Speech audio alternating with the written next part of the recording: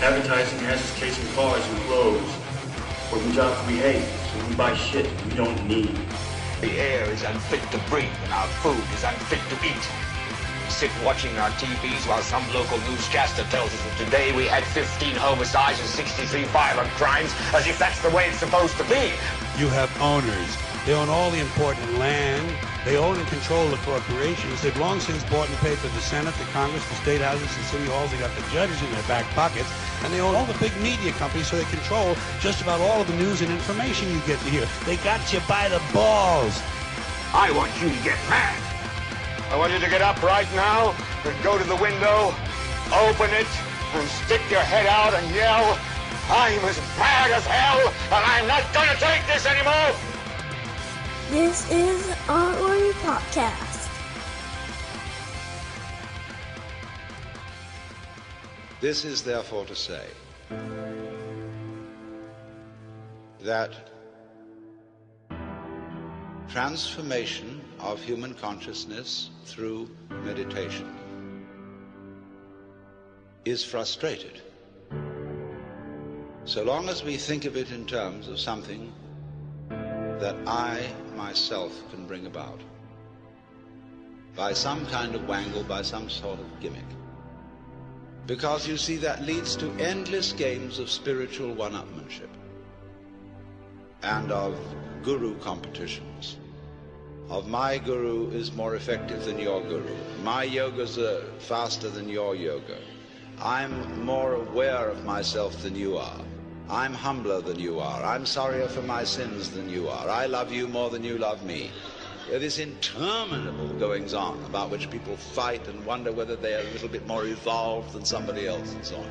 All that can just fall away. And then we get this strange feeling that we have never had, you see, in our lives, except occasionally by accident. Some people get a glimpse that we are no longer this poor little stranger and afraid in a world it never made, but that you are this universe, and you are creating it at every moment, because you see, it starts now. It didn't begin in the past. There was no past. See, if the universe began in the past, when that happened, it was now. See, well, it's still now. And the universe is still beginning now, and it's trailing off like the wake of a ship from now. And that wake of the ship fades out, so does the past. You can look back there to explain things, but the explanation disappears. You'll never find it there. Things are not explained by the past. They're explained by what happens now.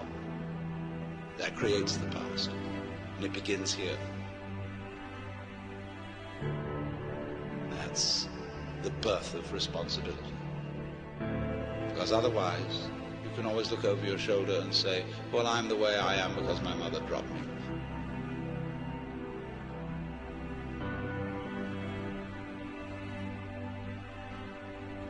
And she dropped me because she was neurotic, because her mother dropped her. Now away we go back to Adam and Eve, or to a disappearing monkey or something. We never get at it. But in this way, you're faced with it, you're doing all this.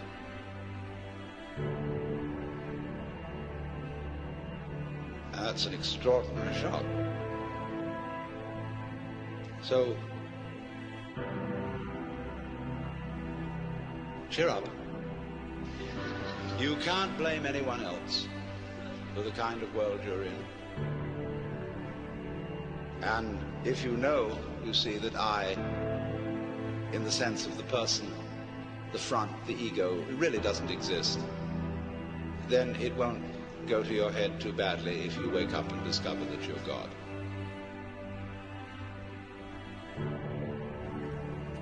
All right, so that was an awesome way to start. I saw that. I like that a lot. I saw that, like a clip of that, and with everything that's been going on, I thought it was an awesome way to start the podcast. So welcome, everybody. This is the Art Warrior Podcast. I'm Andrew Kish. I'm here with Bobby Zeke. How you doing? Casey Snipes. How's it going? And Telly the Greek. Good evening. And for anybody that's not tuned into the Art Warrior Podcast, for anybody that's just checking it out for the first time, it's basically a collective of meeting of the minds, just talking about whatever's going on in the world, talking about politics, tech, science, I mean, basically whatever, and just getting into stuff. And we've all really been influenced by podcasts, and I think that this is the best way right now to learn, be part of a conversation, and find people that have similar ideas as you, and maybe share in those thoughts, and know that there's other people out there like you that have similar ideas. So anyway, I thought that was a great way to start it. I saw that. I like that clip a lot. Yeah, I saw it the other day, and it was the best thing about that. Humbling. I mean, there's a lot of good things about it, but one of the best things about it was the responsibility thing, where he really goes into saying that the past isn't really as important because the past was now is kind of, well, I mean, it's one of those things where you really understand the philosophy behind it, but the past was always now, right? So along with a lot of stuff that's been going on recently, we didn't have a podcast last week, but last week was like the blow up of the whole Baltimore situation. I think it's so pertinent right now, for something like that, like good philosophical knowledge to be presented to the world. You know what I mean? Like, people should be listening to stuff like this, not listening to the bullshit on the media, not listening to all this stuff that's the propaganda and all this, just trying to infuriate and raise, the emotional level of people. That's exactly what they're trying to do, too. Who posted the clip of the news anchor? Yeah, that was me. Interviewing the mayor. Was it the mayor? Or some... No, he was a councilman. A councilman, yeah. But yeah, he actually spoke the truth about it, and like the anchor was just kind of brushing it off, being, the generic observations, just to kind of feel more of a frenzy. Yeah, well, you could tell he has an agenda. Yeah. His agenda is... It's like, we have to create a show right now. We can't actually be educating people on what's going on. Can we pull that clip up? Do you guys remember that clip? It was like a Fox clip. It's way back. Let me see. I'll have to group find chat. We can edit. Let me grab my phone. We can edit out this little part. We'll have to grab that. I'll have to grab that. See if I can find that clip. But that was... Do you still have it on there? I think it was in our chat, right? It was on a page, though. It was hard to find. It wasn't on YouTube. That's right, because I tried to link it, and it wouldn't work for whatever reason. He kept asking about the looting and the burning of the liquor store? The guy was focused on one tiny aspect of the situation, and the councilman was actually explaining, it's been a long time coming, like this was going to happen at some point. Well, because he was talking about that it's not just this incident, it's a systemic failure. It goes back to, and this is kind of something that we've talked about on other podcasts, it's like, it's a little bit of everything. It's the education, it's just, there's no, everybody sees these situations and these rioting, type of and these protests, and they see it as an action that is directly related to the incident. Yeah. But in reality, it's a reaction that is just prompted by the incident. Do you know what I'm saying? It's not really. The situation itself has been happening a lot lately, and it didn't create as much of a an issue as it has with the Baltimore thing.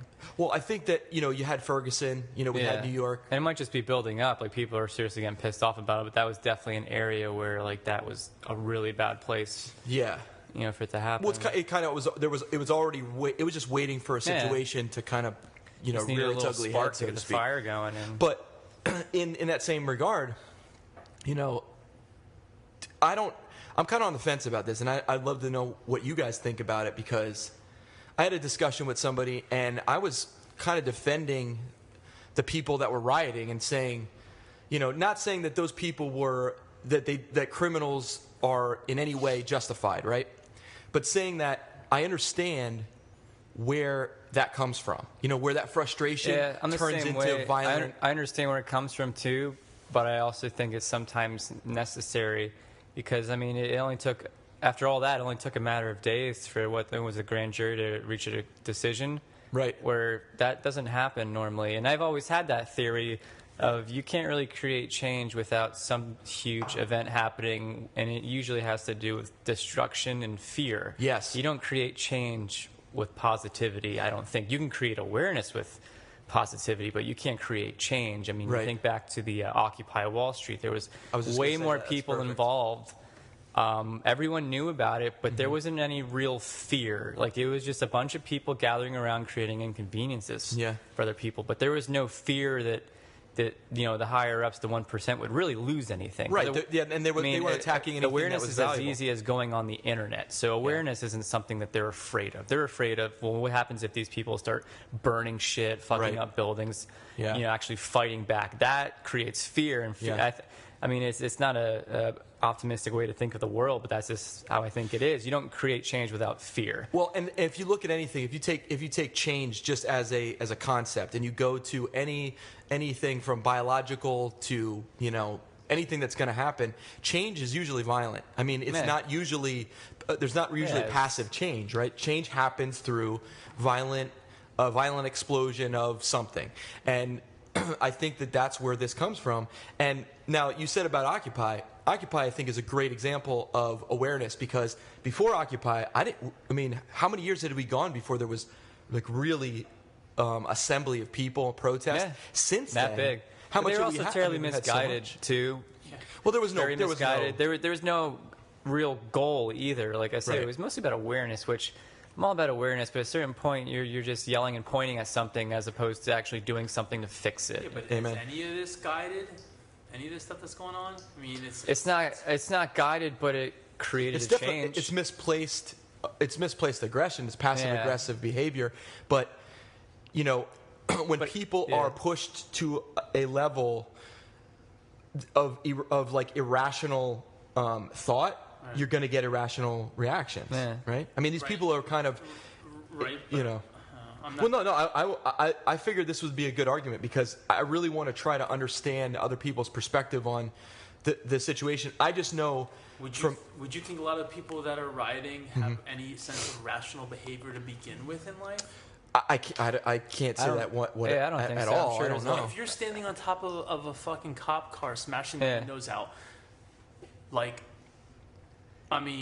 you're probably do you think that a person with a mentality of doing that would have any semblance to sit at a table with people? Oh, not at all. Things? Not at all. No. And I think a lot of them, there's people that want to go out and break shit. But those people are never going to be sitting at a table to discuss things. Those people are what they are.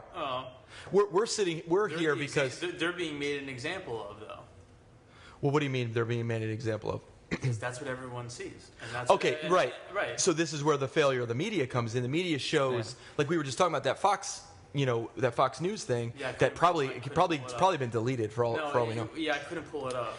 I'll see. Yeah, we'll see if we can find it. But I think that what that showed is that the camera lens is focused on the people that prove the point of the people that are oppressing whatever the oppressive situation is.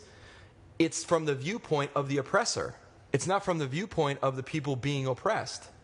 There was a lot of people in Baltimore that were protesting and were peaceful and were not causing riotous situations or violence, but the camera lens focuses on the violence because that's what sells. That's what sells. Number one, and number two, it shows. And it doesn't create any sympathy for the cause. Exactly, it shows the protesters, all of them, in a poor light, and I think that is where our media fails the people. The media is a mouthpiece of, whatever the 1%, whatever whoever the maybe it's the government officials, maybe it's the police, whatever it is, whatever they're protecting.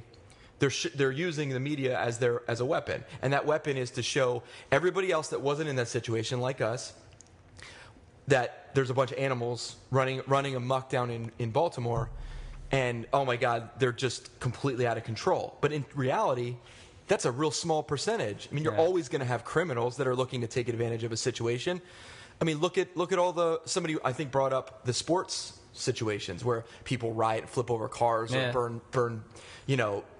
I don't know if they burn buildings, but they definitely cause destruction. At you, Philadelphia. Yeah, right, exactly. Listen, if the Eagles win a Super Bowl, I would probably at least set a trash can on fire or something. If the Eagles win a Super Bowl, definitely lighting something on fire. So I'm not. Maybe Andrew. He's gonna light me on fire while I'm lighting the trash can on fire. But the camera's gonna get us, and then somebody's gonna comment on us on a podcast. Yeah. Like, well, could that person be sitting down and having a conversation? Right. So No, I'd be smart enough to have like a mask. Yeah. have like a American flag bandana around my face.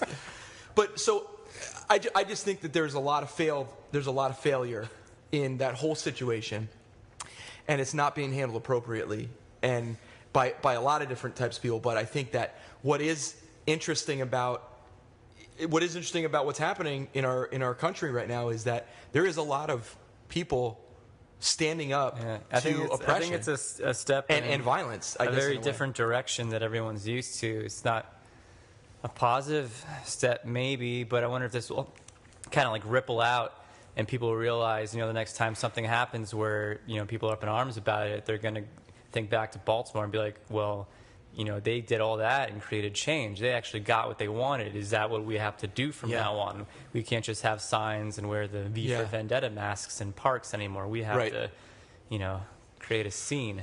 I mean, not to completely veer off, but you're talking about oppression. Mm-hmm. I don't have the exact definition of oppression in front of me, but wouldn't you say that there's been a lot of oppression in the entire country, aside from just society type of thing, from classes, from the stance of class, from the stance of the country not taking care of people the right way. Oh yeah, no absolutely. Matter what race, yeah, right. No matter what race, no matter what. No, I mean, look, the race thing is manufactured from the media, because I don't view any of these situations. I see where the race plays a point, because it's maybe a white cop versus a black, like that it killed a black man or whatever it is. Sensational. But that's a really small part of what this is. This is a problem with authority. Authority figures that have vowed and pledged to protect and serve the people. Now, listen, I'm sympathetic to police officers because they have one of the hardest jobs, I think, that anybody can have, right? I mean, I know people that are police officers, and they're a cop just got shot in Queens, New York, right, the other day. Yeah, I mean, listen, there's a thin line as a police officer to know when it's a violent situation, when it's not a violent situation. So I have complete sympathy in that. But when you see some of these certain situations where cops are shooting people in the back, running away, there's just like there's people rioting in the streets of Baltimore, there's cops that are, maybe not, they may not have that empathetic, they might be kind of psychopathic in a way. Of course they are. And being a police officer allows them to join a group that allows them to, exercise that violent kind of tendency that they have. And I think that's dangerous for all the cops, because just like the rioters are being painted in this light of, the protesters are being painted in the light of as rioters, cops are being painted as, ruthless, racist thugs, killers, and it goes both ways, because before cops would have itchy trigger fingers in violent communities, now it's going to be the other way around, where the people are going to be very iffy about being around cops. I think it is creating a really dangerous environment for police officers, because now police officers are cautious. Do I shoot? They have to second guess. But people, I think, are more likely to go, I'm going to react because I don't want to be killed. Exactly. So you're creating, and I don't know. It's a scary situation, and I don't think media or government is handling it appropriately. I wouldn't count on the actual mainstream media to ever handle it, properly. Well, but I think we're just past that. Okay, so this brings up another issue. So we have mainstream media that's completely sold out to whatever the corporate entities are, right? The agenda is. But then we also have these anarchist kind of bloggers and people putting out media which don't really have credential, to be really. They're just as subjective the other way. Does that make sense? No, totally. So I know for me, that's why every time this kind of thing happens, like I get discouraged to read about it, just because it's so hard to find just a straight answer from anyone. Right. And it's always a pain in the ass. Yeah. And so every once in a while, I'll catch myself reading something, and then I'll have an opinion, and then I'll realize that what I read initially was full of shit, and I'll be mad at myself. I'm like, I did exactly what I hate. Yeah, right. But it's so hard not to, because you kind of want to know a little bit what's going on. And I think in some ways you're going to sympathize with whoever you sympathize with. Does that make sense? Like, for me, I have to be very cautious of sympathizing always with the underdog or the person that's being oppressed, because I kind of feel like not that I was oppressed by anybody, but I just sympathize with that situation. You know what I mean? Not being the privileged, being the person that's got to work their way up, and not always having the best situation to kind of or best footing, you know, in life. So I associate with that. I have a lot of friends from all different walks of life, and you know, I think maybe we all do in a certain way, you know, kind of maybe associate with that. So when I read those articles, I'm always kind of looking like, you know, I have to watch how I view the. You usually have to ask yourself, you know, why did that? Well, to read both sides and have to be. You research it, yeah. Yeah. You said like a few minutes ago. You said when I was saying whatever I said about how this type of stuff that's going on in Baltimore is only one small part of the overall. Oh, the oppression. Yes. Oppression. Yeah. I mean, when I was saying, when I hear oppression, obviously I understand situations like Baltimore and like Ferguson and other places where it's a race-related thing, and that's fine because it's a major issue. But there's other oppression that is happening. Well, like what do you mean? Like what? Well, like you said about knowing people, how we all know people from different walks of life. Yeah. You know that for whatever reason have not been able. I mean, even look at our education system. Yeah. Can you not tell me that? I would say the kids are oppressed right now. That we're not oppressing children from the education system. We're not giving them. That's not sexy news. No, it's not. It's not. And like I said, I'm not sitting here trying to compare. Yeah. I'm not trying to compare anything. I'm just trying to say when Andrew, when you said that it's only a small percentage of the stuff that's going on, the kind of stuff that's going on in Baltimore. Yeah. You know, without getting your input on what the rest of that stuff comprises, and I would think that, you know, even just the way that the government's treating Americans a lot of Americans in general. Well, you're right. You know, separating the classes, separating the upper class from the poor class. Yeah. You know, and that gap is widening. It's. Well, that's one of the.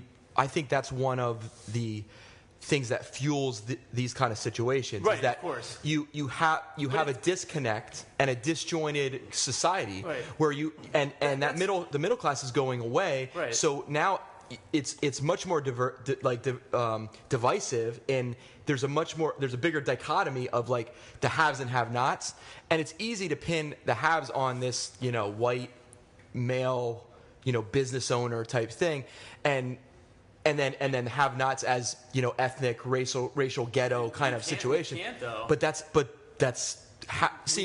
perception is reality, right? And I was just thinking about this on the car ride over here before I was like, man, if enough people know about something, because I just heard something about the Ferguson thing where the hands up, don't shoot. So I listened to this guy do like a little, you know, it was just like an informational kind of news broadcast type of thing. And he was trying to explain how that never existed, but it was sensationalized by the media. Like, there was never a hands up, don't shoot, but it was sensationalized by the media, and then it became a banner during the Ferguson thing. Now, I don't know if that's true or not, but I was thinking about that scenario and saying, if enough people hear something, believe it to be true, run with it, it becomes true. That happens every fucking day in this country. Well, that's exactly right. Or in this world, or whatever. So what I'm saying is, it's always in the shades of gray is where the truth lies. But because the media says race, the media says the ghetto, and the media creates, you know, because that's what people, I mean, whether we like to believe it or not, majority of people are listening to Fox, CNN. I mean, we talked about this ad nauseum, I think, you know, before. But a lot of people are watching those things. A lot of people are tuning into, you know, some really heavy propaganda, and they're buying into it. Yeah. And they're not even questioning that what they're getting is bullshit. Right. That's scary, because if shit goes down, and I say this as a complete hypothetical, but when you see stuff that's going on now, you kind of have to wonder, like, what if we do get to a point where there is like some kind of, I don't know, a situation where you got to fight for your freedoms and whatever. But I'm not worried about the police and the militarized police. I'm worried about the people in the streets, because, you know, you got a lot of people down south that are armed and they're listening to Fox News or whatever, and they're they're all militiaed up, they're Tea Partied up, and they're being brainwashed by. They're called dum-dums. I mean, I'm not saying about. I don't know anything about the educational, but I do know It's that a whole other world very, down there. That's they're the weird very, thing. There's a lot more religion, and I'm not saying just down south, but there's a lot everywhere. I mean, you have different groups. That's scary. Isn't like the Texas governor getting a bit nutty recently? I actually wrote that down. That Jade Helm 15. Yeah. You guys heard about that? I saw that. Well, that kind of goes in with this Baltimore thing about the militarization. But now we have like troops on the ground doing exercises in Texas, Arizona, Utah. I don't know. Like a train or something. Training. In case No, but Texas snaps. it's like a train. A It's train? A train. What do you mean a train? Just keep talking. Okay. So there's a bunch of guys around a nice young gal. No, I'm just curious. I'm curious. I'm still curious what the additional, what you meant by there's more than just what's going on in Baltimore as being the oppression, like in. So what other things? Yeah, like stuff that I mentioned. Yeah. Like the education, like. Okay, so education, I think healthcare is completely oppressive the way that it's been set up. And both of those things cross all races and sexes and ages and everything else. I think the Baltimore thing crosses races. It's just not being presented that way. I have a problem with a police officer who acts immorally. That is a major problem to me. If somebody kills another human being, they better have a goddamn good defense to that. Because I, as a human being on this earth, would not, unless it was in defending my own life or my children's life or my family's life, I would not kill another human being. That's just my morality, right? And I would like. I mean, I know you guys are in that same boat, but there's maybe not Casey. I don't know. Casey's the quiet, crazy one. I'm just thinking, if people listen to this podcast, they can play a drinking game to see the first time that I talk. Yeah. So Okay. well, no, that's not a good drinking game. By the time they're done, it's like they only get 3 or 4 drinks. There you go. But you have to drink this. Then. So, what was I saying? I don't remember. I forget what I was saying. Totally derailed. About the oppression. About the So what I'm saying is, I think all the issues are completely There are racial issues. There are sexual issues. There are I mean, let's talk about here's the sexual. Here's another good oppression that covers all races and ages. Same-sex marriage, is that oppressing people from their freedom? Yes. To live their life like a happy person. Yes. Right. Absolutely. So there's another example, and again, that crosses This brings us back to probably another super hot topic is always religion. I mean, Bobby's talked about this before on other podcasts or other maybe failed podcasts that we've never made it to air. Recordings, but we've talked about it, and Bobby said that he feels like this is, we're kind of at the cusp. We're one generation away from religious people kind of fading out. Making up or being the minority as opposed to the majority. I think it's a good theory. Yeah, I think. I mean, hey, I would there because right now it's like all of our grandparents and shit. Yeah, like I know my parents don't care. Yeah, and there's always people that are gonna always care, but yeah, I mean they're gonna make up the minority. They're gonna make up the weirdos and shit. Well, you're always gonna have in any situation, you're always gonna have a lot of people that are just waiting for an excuse to go, oh yeah, okay, good. I think I don't have to go there anymore. You know what I'm saying? Like, there's a lot of people that are going to church and practicing and doing all kinds of stuff, especially like Catholics. In my personal opinion, just from my experience, there's a lot of people that go because of a guilt kind of thing. Like they kind of grew up in that guilt and they just go. Every generation gets smarter and you phase out what doesn't make sense anymore. Well, and now there's so much information. We have information now too. Like, I hate when people talk about like the golden years or the golden age of like the 50s and the 40s and 60s and shit. Like, no, it wasn't golden. Like, why would you think that was a good time? There was segregation. Women weren't treated as equals. Yeah. They were getting beat constantly without any repercussions from the men. Like, those are great times. The people hanging from trees. That's wonderful. Great times. But I fucking hate that mentality. The old people get to me. So back to the oppression thing. I mean, I think there's a lot of it going on, and it's all under this umbrella of like, it's not oppression, and we're being just manipulated to like just go with the flow. And people like us, we get together, we talk about it because we don't buy into that bullshit. Well, you can't think for themselves. You don't see it as oppression if you just think that's how life is. Right, and those are the people that are clicking through the TV at night after they get home from the job they fucking hate, and they're just watching their drone mentality, TV, or they're just following. I got to get this new car because my old car is got this many miles on. You know what I mean? Like my lease is up. It's like you're on this rat race, this wheel. You know? Yeah, and there's another good oppression that you said. Consumerism. Cool, but the whole job thing too. I mean, obviously, the two of you guys are, living your passion like fully and doing your own thing. But there's, like you said, how many people are out there who go to their 9 to 5, they hate it, they hate going, they hate whatever. Or maybe it's like because they can't get into whatever they want to be doing, and they, the government isn't helping. Yeah, we're a society that's terribly afraid of risk. No, that's not my point. That's not my point. My point is that, for all these years, it's like, oh, we need to create more jobs, this and that, whatever, which is just fucking smokescreen bullshit.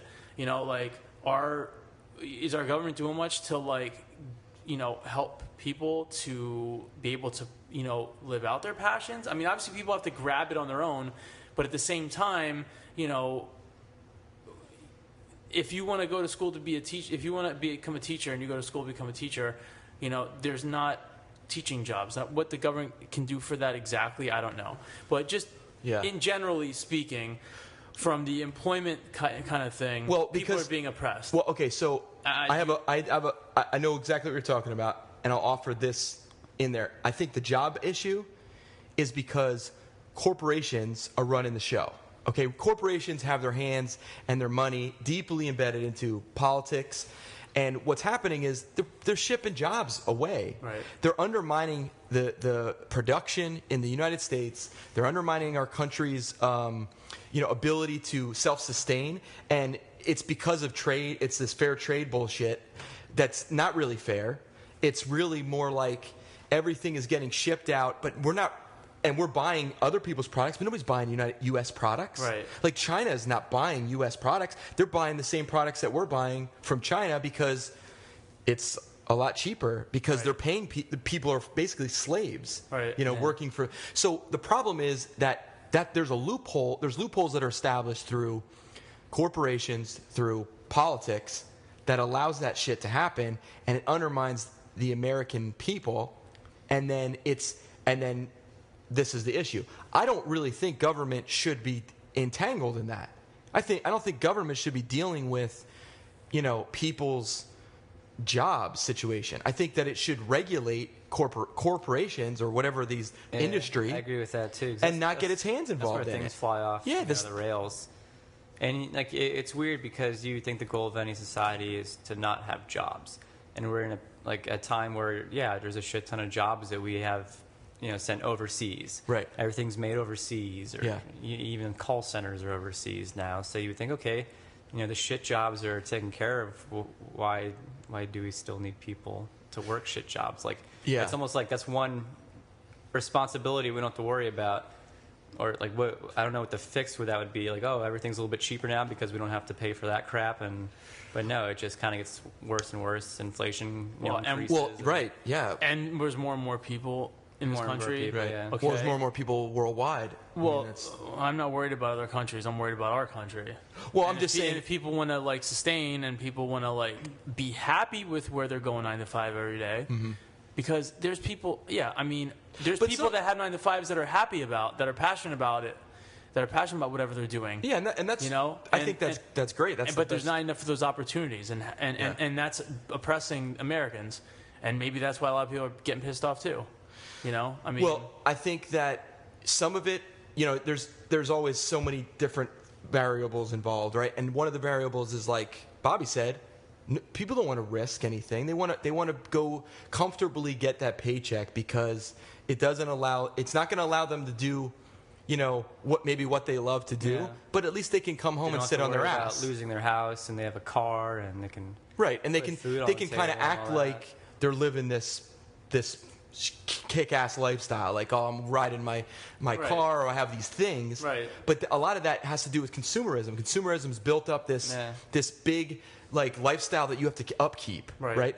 I've been in the process over the last year of like diminishing, like cutting shit out, because like I don't need to work this hard to pay for shit I don't need. You know what I mean? Yeah, no, like why do I have to I've work said that before. hard? I don't know if I've said it on one of the successful recordings, but yeah, like when you actually enjoy what you do for a living, you don't need to buy extra shit. Like, no, I make less now than what I did at my last, like, grown up real job, whatever you want to call it, that I hated. Yeah. But I'm saving way more money now, and it's just because I don't have to go out every night to make it worth it. I don't got to buy a bunch of extra shit to make me. Well, because you're trying to make yourself happy, and it's not going to happen. You're not going to be happy anyway. Because you need to justify why you're spending a third of your life somewhere you hate. That's you. That's more. That's you guys. And that's great, and you guys are, handling it great. But in order for our society to subside, Yeah, but what I was saying was continue. I think they almost just need a taste of it. All right, so you don't know should everybody? Should everybody just go work for themselves? And then we don't have any teachers. No, that's what I was saying. It's not going to happen. That's not going to happen. Whatever else is needed. That's what I was saying. That's not going to happen because there certain people, farmers, like, okay, I don't need somebody to answer to. Right. Okay. Some people do. And that's not a knock on them. Right. That's just the way that they're comfortable doing their daily operations. Right. They need to be part of a team that does something. I don't. Bobby doesn't. You guys may not. But it's some people like that, and that's okay. And it's not that they're not. There's always going to be people that are not going to go out on their own and do their own thing, okay? So I'm saying that's a small percentage of it. There's a large percentage of people that can't go and do what they want to do, even if that means, like, there may be somebody that grows up in the ghetto, can't get any education. With the education they do get is shit because, number one, they don't get any funding at the school. The teachers they hire are getting paid like half as much as everybody around them, so they're basically at the bottom of the barrel. Parents might not care. Parents don't give a shit. They're probably not home. Yeah, parents might not even be two parents. Or parent at all. It might be foster homes. Right. So the situation is that kid might love science and the shit he does in school, but it ends there. Yeah. And then all of his friends are gangbanging, or they're at least trying to survive on the streets because nobody's around at night to give them guidance. And that kid. How do you fault that? That kid might be the person that has the cure for some disease. It's perfect. Yeah. It's a perfect example. Yeah. I know. I said that a couple weeks ago. Yeah. But that's we don't know with the whole education thing. But regardless, it's all one big circle. If we had a better education system, it starts with the bottom up, like you said. We'd be able, but with the whole oppression thing, and what I was saying in regards to not oppressing Americans from pursuing the opportunities to pursue what they want. So you think and making more opportunities. Okay, so if we had a better education system, there'd probably be a need for more educators. Right. Okay. Better educators, or better whatever it may be. More positions available, more schools, whatever it may be. However that happens, instead of cutting, which cuts jobs, which cuts people, opportunity. If someone's been a teacher for like 5 years and they cut their job and they're like devastated, they might not get back into the teaching. They might they might not have any opportunities to get back into teaching. Well, or they're searching for a job. They're subbing for a couple of years until that obviously doesn't work out. And the further you're removed from it, the harder it is to get a job because they're looking for somebody. And is that not oppression? It's absolutely oppression. But okay, well that was just my that's basically was just my example. No, I think it's a great example. I think like you said, the oppression it's kind of permeated everything, but nobody's talking about that. Nobody is bringing that up. Nobody's discussing that as oppression. It's just like we got to make cuts to the school, but then we see Baltimore, and then everybody sees people that are oppressed, that are striking back, fighting back, burning shit, or just standing in the street. Or in that one case, that dude did like Michael Jackson. That was pretty badass. That was amazing. I was like, man, we should get just more people doing like that beat it dance and just like overtake the cops with dance. You know what I mean? Like instead of like fighting back, we just fucking dance them off. That might not be the most even-sided fight. Well, I mean, but anyway, so you have people that are reacting in whatever way that they feel is adequate, for them, and I can't fault those people for that. I think that that's really American. I mean, I might be way off the mark, but I believe that it's our right, and not only our right, it's our responsibility to have podcasts like this, to talk about the stuff that's like shit, that's going on, that's under the radar, for people to protest, and in some situations to fucking burn shit. Like if you have to, like Bobby said, sometimes you gotta create. And even if that ruins somebody else's life. Okay, I mean, so if maybe not burning small business, someone's small business, right? That's fucking blows. Okay, it blows. I mean, they showed a woman. CBS, they burned like all the people that had jobs there. Now they're like, we don't have jobs. Right. That's right. There's always going to be that cost. There's blowback to everything. Well, then the government. There's never been a revolution in history, or especially American history, that didn't result in tons of innocent lives. I mean, let's face it. This gets me fired up because we're talking about property over lives, right? I think it is. No, it's not property over lives because it's. I think it is. No, because I forget what the business was. They showed a woman in Baltimore. Mm-hmm. I think she was black. Mm-hmm. I forget exactly, and with her family, and she was devastated because the business that she had there, whatever it was destroyed by the oppressed people. Mm-hmm. Okay, and why are you hurting this woman? Mm-hmm. Like what? Like, well, that's obviously a very extreme example. Yeah. Well, no, because it happened to Ferguson too. Well, you were saying about it happens a lot. Even like LA riots back in the 90s. But that's what I'm saying. Though criminals are going to find any opportunity to take advantage of a situation. Yeah, but it's like not. You're ruining. You're hurting somebody else's life who is innocent. But those people aren't. They're not for the cause. Who? The people that are ruining that person's life. Those people are they're reacting to an opportunity for anarchy. Right, of course. I understand that. But I'm giving them a free pass. I'm not giving them a free pass. You just said property over lives. Do you think there's a comparable thing that they could do as far as destruction goes where it wouldn't be as much of an issue? Like, no, but how do you strike back? Okay, so like I understand I'm not going to disagree that it's wrong, but I still believe that you're not going to create any sort of change or real fear in the people that are pressing you without such. But I don't think those people are the protesters. I think it could be obviously targeted better. I don't think those people that are burning that protesters. shit, they're not assholes, protesting. Yeah. They are criminals. Yeah, they're thugs. They're whatever they are. Even the I think there was a situation where the gangsters were had a truce going to protect shit, right? To go against cops, and they were protecting some stuff too. Yeah. So I mean, how bad does it have to be for people? I mean, you had people. Where they showed the one picture where it was a line of people, most of them were African American, black people, men, I think, and they were all standing in front of the cops, telling people back up, stand up, yeah. Because there's a better way to do this shit. I don't know. I understand where you're coming from, and I understand that collateral damage sucks, but how do you prevent it? You can't. The only way you'd prevent that is if the cop. Because what I see when I look at those riot things, I see a lot of cops standing around, facing off against protesters, and not really doing a goddamn thing about the fires that are burning right behind them. They should be. Let people assemble. Let people protest. Let them get out what they need to get out, and their shit won't get crazy. But you know what happens? The police start pushing back. They start throwing flash grenades. They start putting, smoke bombs. They start hitting people and smacking people, and then the shit just gets out of control. And then it gets anarchy. It's like hitting a dog with a stick. Exactly. Or the dog's not going to bite you until you fucking poke the shit out of it. Right. You know what I mean?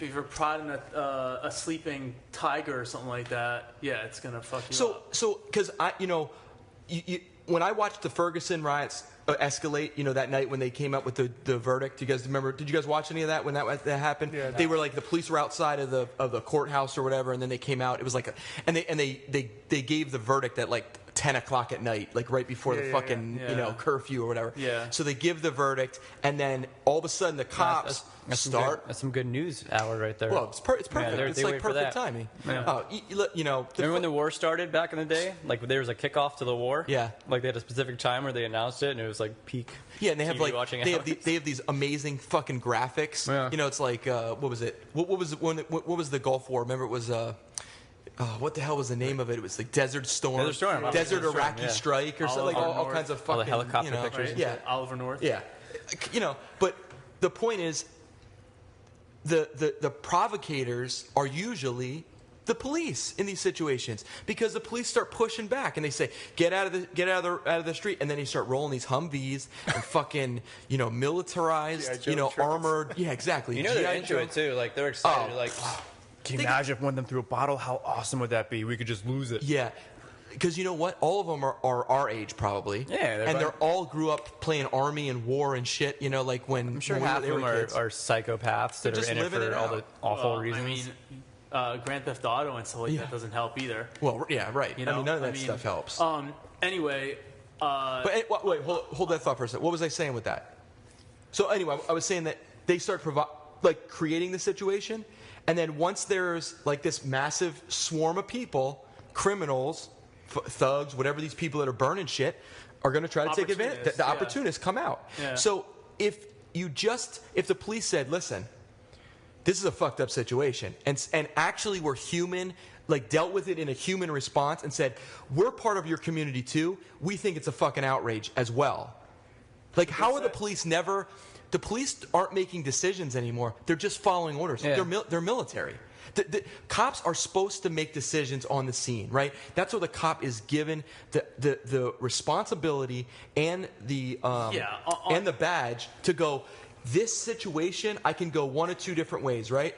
Yeah, but when they're all... or maybe multiple different ways. In a situation like the Ferguson in Baltimore...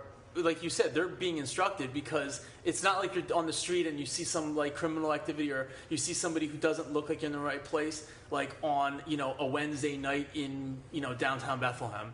That's where you read and react. This thing, like you said, they're just being ordered, like commanded, like, hey, this is what we're doing, to 50 police. So right? the police wind up circling and surrounding important civil landmarks, right? Usually it's like downtown, it's like some kind of like that courthouse, the IHOP. They always protect that shit. Why aren't they protecting the CVS? Well, it's allergy season, bro. This is exactly. Where are you going to get your drugs? Where are you going to get your Oxy, man? You got to get that shit. Yeah. The point is, we're led to believe that the CVS, these people are just wrecking their own community. No, the people that were sworn in to protect that community are not doing their job. They are following orders from whoever the fuck is giving the orders to oppress people's right to protest. That's the problem.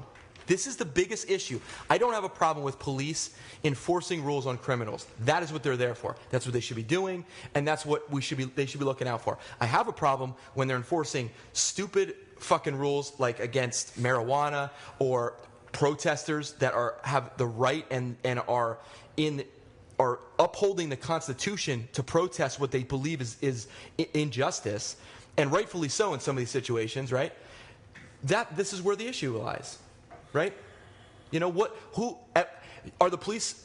Aren't they there to protect me and you and the person that owns the CVS and even the protester? That just got fucking pepper sprayed for nothing. That is atrocious. Those people should be held accountable for their crimes against humanity. How many times have we seen the pepper spray shit just get out of control? That's the good thing about the technology these days and the social networking is that usually when the cops do act like dicks, that's typically caught on tape. They don't always get busted, which sucks, but... Right. It comes out. Yeah, it comes out. Yeah. And their faces plastered everywhere, and hopefully they have to deal with that in some way. The problem is that there's so much that it gets lost in the shuffle in some ways. It's almost like, how many things have we seen over the last couple months? I can't even name all of them.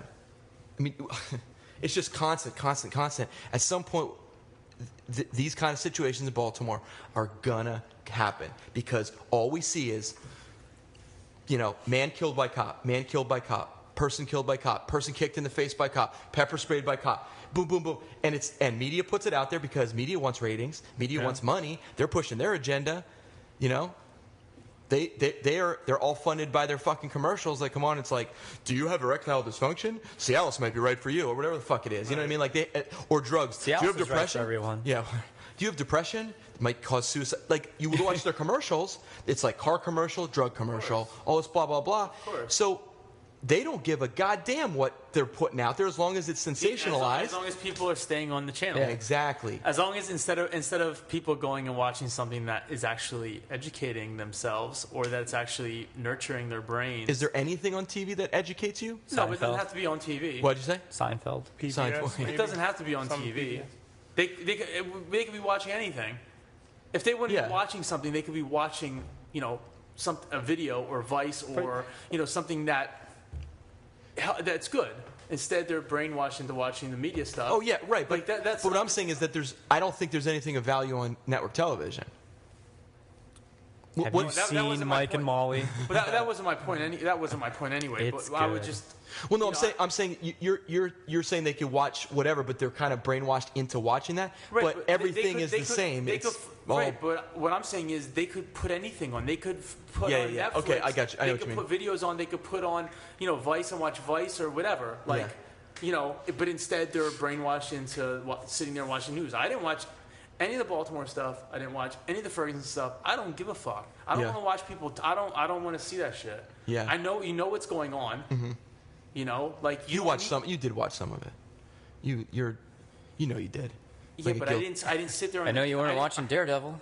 Like I've been telling you. Daredevil was actually a really good I show. didn't sit there on the couch like everyone else, like glued to, Yeah, I know what you mean. I understand what you mean. It's not like you're up to the minute, I think I tuned in that night it was happening, and so I turned on CNN and I'm watching it, and just because I wanted to stay up to date, so I'm watching it as I'm sitting at work, and then when I go home, But then, as it gets darker in the night, they're still playing like daylight clips of the most atrocious acts. Yeah, the most. But that's where it clicked in. Salacious stuff. Everyone's tuning in because they want to see people wrecking shit. Yeah, and but that's why where CNN's making money. So what? So That's okay. where it clicked into me that Right, why it's else are people- nighttime why and else they're are still people showing watching? Yeah. Yeah, Why else yeah, are people watching? just They want to see sensationalized. shit blow up. Right, They want to right. see shit people jumping on fucking cars. Okay, so that goes. Can you imagine how big the boner was of the CEO of CNN when 9/11 happened? Oh my, yeah. He probably just spanked it off right away just to prevent a heart attack.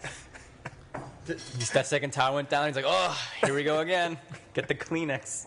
I'm making some money today. Yeah, and really. for another year and a half. And his phone was probably ringing off the hook for advertisers trying to grab up space on that. That is gross. I wrote down something before this. I wrote morality is morality has become money has superseded morality in our world right now. Of course. That is. It's been like that. How did we let that happen?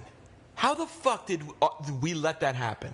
Just people just not having brains. I think of people just And recording then your morality things goes away. and not helping. say? Your morality goes away if you have money because then you keep Wow. having really strange forms of fun and it has to get weirder and weirder and cost more money. Yeah. What were you saying, Casey? I think just seeing people whip out their camera at the first event they see, instead of helping out, they instantly want to be famous or just be the one that uploads that video and just. That's a good example. just Like to be if there able was to like be a the car guy. crash, Yeah. people would rather whip their car out Or to with take the a phone, picture, yeah, yeah. Camera, yeah. to put a picture or video on Facebook, do you need as paper? opposed to going over and helping the people. Right, yeah, That's a yeah. great example. Levels were without actually asking. Oh no, their levels are good. Okay. I think they're good. I mean, from what I can see on the waveform They here. spiking good? Okay. We have been having issues with our audio, so we're making sure that everything is set to go because we want to give you people, the viewers, or listeners, I guess. Some people might be viewing it on YouTube, but we want to give them the shit audio, like the best audio possible. But yeah, I mean, morality. I don't know. Morality's out the door. Yeah, and there's no. I don't. How do you get it back? How do you rein it back in? And I don't know how it happens unless the shit just falls apart, and then. What do? You build it back up from the ashes, but there's always some diabolical bad guy. you know what I'm saying, that's looking to control shit, wants all the money, wants all the resources, wants everybody else to, like, praise him. Like, everything throughout history. There's always been rulers and there's always been oppressed people. And the fact that we think that we're different is the biggest joke. I think right now we're heavy with time, like the celebrity obsessed culture, especially with younger people and kids and stuff. The people they look up to nowadays, as opposed to people. I mean, I don't know how different it was when we were younger, but yeah, you look at there's a lot of people looking up to shitheads that have no talent or any sort of character, and they want to be like them, so they start acting like shitheads with no character. I catch myself doing it too. I'll follow someone on Twitter, and then a month later, I'm like, why am I following this? You realize there's no content. It's just tits and ass on the thing. I mean, there's a lot of it have to do with people having kids and not raising their kids right. Yeah, sure, absolutely. No, of course. I mean, and it's just it's just generation after generation, and then maybe that's where it got lost. Maybe at some generation it got lost. I think it got lost because very true, yeah. Both parents started working. Having to go into workplace. Mom's not home anymore. And that's a big deal, man, because other people are raising those people's kids. Yeah. And those other people work for $6.50 an hour, or maybe it's more now, but they don't give a shit. Right, and that's to a certain age. And then after that age, both parents are working, and the kids come home. They have the key. Latchkey they open the kids. door. Remember they used to call it that when we were like kids? Latchkey kids? And then who's raising the kids? I call them TV, Jessies. right? Jessies? Yeah, because any neighborhood I was ever in when I was a kid, there was always a kid named Jesse. And he was always like scraggly the kid hair that was and shit. smoking at 12 years old. Yeah, he had like a leather jacket. At the Jankos, and like every neighborhood had a Jesse. Christ. What did you say? It's a true thing. What did you say, Casey? I asked. No, I brought up. I said after that point where kids are in some sort of like, daycare, nursing, That's a big gap going from daycare to like nurse school. Oh yeah, whatever, okay, right, yeah. From what you said about having other people raising your kids, right, to being in school and the parents still working, and then having a key and they come home and who's raising them then? And Casey said, TV. That was the answer. TV, computer, video games. That's what's raising people's kids. It's all run by these corporations or whoever doesn't have their interest in art. You'll know it when you watch the commercials that are being played on it. That was one of the biggest reasons why I got rid of TV. I keep harping on this, but I think it was a great. I think it's a great decision because my son might be watching a show or something, and you see the commercials on there. You're like, this got to go because they're slowly indoctrinating them into. How do you switch to what's your new? Netflix. Like Netflix, Netflix and Apple TV, so that like I can watch like HBO. I saw a really good one for it was like for Plan B, and one of the shots. This isn't out to do it on video, but one of the shots is just a girl. She's just like, And I started cracking up. She was just like a whoopsie. Like, I gotta go get Plan B. I gotta terminate this baby. This adorable little pose that she did, where she's like, And I was dying laughing, and no one else thought it was funny. Well, see, that's what I'm saying. Like, they minimize the morality of that. Like, that's a serious fucking thing. Yeah, that's a rough morning. You're not it's like anything. Look at like the past 10 years on TV with even like MTV with all the thing with like I'm teenager and pregnant. Right. Yeah. And they it's like they celebrities glorify. It's like they glorify it. They glorify shithead behavior. They become famous from it. Exactly. They can be famous, and that's what's raising people's kids. But you see, parents are too concerned with socializing themselves. Obviously, two parents if they're having to work. That's important. Then you have divorce where it's just one parent at a time. The top mom, what was it? You're talking about still trying to socialize, and then her daughter ended up dying. Casey Anthony. Yeah. You remember that story? Right. She's so hot. And then next thing you know, who that is. She's trying to party, and her daughter. You know daughter. Who Casey Anthony is? I even heard that one. She was yeah, like her kid died. Or was missing. And, I think I know what you're talking about. But she was like out partying like when her kid was supposedly missing. But then they find like DNA in the back of her car. Yeah, yes, I do remember that case. She got let off, right? The trial. They let her off. Yeah. You know what? Some of those things like I like tune into, but I can't because I have kids, so that stuff gets me like I'm like this today. I'm like real fired up, but you should. I think we were texting the night that shit. Like I don't remember what. I was I was pacing and like I was drawing my sketchbook. I was like, Yeah. I came up with so much violent art. That's why I was crazy shit. I hope that we're all this is inspiring you for all this art. Oh, it definitely did. But so if something like that, I just go off because I can't see. I'm moral to a fault. Does that make sense? Like I look at situations and I get real black and white about morality, and I have to be careful about that. Really disheartened about certain things like that too. Yeah. I don't know. I think it kind of faded with me for some reason. But yeah, no, I used to like ruin my night when I'd hear certain stories on the news because you're like, how could that possibly happen? Yeah, I just ruminate on it, think about it, and it just infects all my other thoughts, and it's not even a lot of empathy for the victims. It's not even like people get murdered, this and that, whatever else. That's fine. I mean, the more people that are in an area, shit's gonna happen, whether good or bad. Right. But I think just the mentality, just people, just in general. Mm-hmm. If it's selfishness, if it's whatever it may be. Yeah. Another thing that just came to my mind, for as much of a good thing, and I think I've harped on this before, as much of a good thing it is that we're more informed now, and I think I've harped on it before because saying, there's still a lot of stupidity and a lot of mindlessness in our society, and we're at the biggest point of being informed possible. Ever, right. More or less. The flow of information is so huge. And the availability. But at the same time, that might also, that's also killing us too. That's also making us less moral because, not to use the word sheltered because you shouldn't shelter people, but, if your kids are being raised by social media and are on their computers and on cell phones and whatever else, getting exposed to more shit, whatever it may be, more than likely, probably not the most moral things. Right. It's not like it was when we were less informed, when you could kind of edge that off a little later. I think that's a great point. If you build your moral base, younger, Yeah,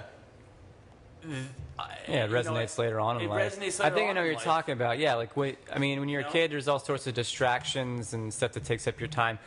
I think now it is a lot, more insidious, the distractions, because there's not much substance to most of them. Like before, we had cartoons and shows, but half the time, that didn't really hurt to, be watching TV for a few hours when you're a kid, when we were young. But now, I don't even know. I'm sure people still watch TV, but it's definitely a lower quality. And if they're not watching TV now, they're on, their phones or their tablets when they're only a few years old, and they're just kind of being zombified through that way. Rarely doing anything educational or, to help them with their skills. I mean, it's just there's 10-year-old kids on Facebook, on Instagram, exactly. That's same shit that bad. we're seeing. They should be, I'm almost 40. Yeah. I mean, I can look at shit, but on Instagram. Yeah. Trust me, I know. I hear from people with kids. They're like, my kid's 10, want to be on Instagram, and I gotta try to monitor that shit. There's only so much parents can do. Yeah. Right, because they're not in their care all the time. I mean, the kids are going to be at school looking at their friends' Instagram. I don't think it's very hard to do. That's tough. I mean, obviously, I can't talk. I can't talk because I'm not a parent. I can, from my perspective and from my situation, I don't shelter my son from anything except, violence and, things that are inappropriate for his age, obviously sexual situations, certain television programs and things like that. I monitor, I don't let him watch those things, movies and whatever, because he's just not at the age to absorb it properly. Right. But in any situation that comes up that is of a moral dilemma, we have a conversation about.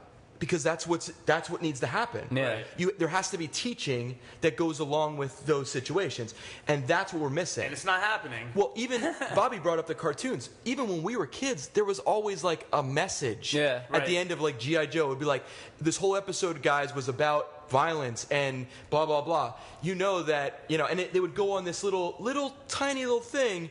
And at the end, you're like, I see where why they had to do this, or where did that? It's all gone. There's this loud and colorful distractions. Did we have stories about shit? People blowing shit up back then? No. If there was, we didn't hear it. Nobody. But it didn't matter. All that shit was violent. But in Looney Tunes, they didn't have moral. Yeah, but Looney Tunes is. I mean, if you're going to talk about cartoon violence, that's probably the best example of cartoon violence ever. Like Wile E. Coyote like falling off a cliff and he's back the next scene, trying to devise it. It was a joke, yeah. I don't think anybody was looking at that going, yeah, I'm going to do that to my... I mean, maybe there was some kids that wanted to try that, but I don't think anybody was looking at that as reality. Where I think I would associate more with like a G.I. Joe character shooting, but they never really killed anybody. You know what I'm saying? Like they always blew shit up, but they never really... Like Cobra always got away, and the characters... tales weren't there... Cautionary tales about lying or not playing in electricity. Yeah, don't play with fire. With water. But I'm saying that there was like a moral like thing that they talked about, which it made you feel like I don't know. It was just more grounded in what was the values and there was more that of were a coming. Story to it. At the very least, there was always more of a story, and the characters that you could relate to or look up to in some sort of way. Right, they were more virtuous, I think. I mean, that's really There's just more depth to it. It's like, just to keep answering your question about where did we go wrong with morality? Where did we lose it or whatever? It's like a slow drip. It's got to be it. Yeah, if it's a generation gone wrong, then that generation is likely not going to have the moral basis to pass on to their offspring. Yeah.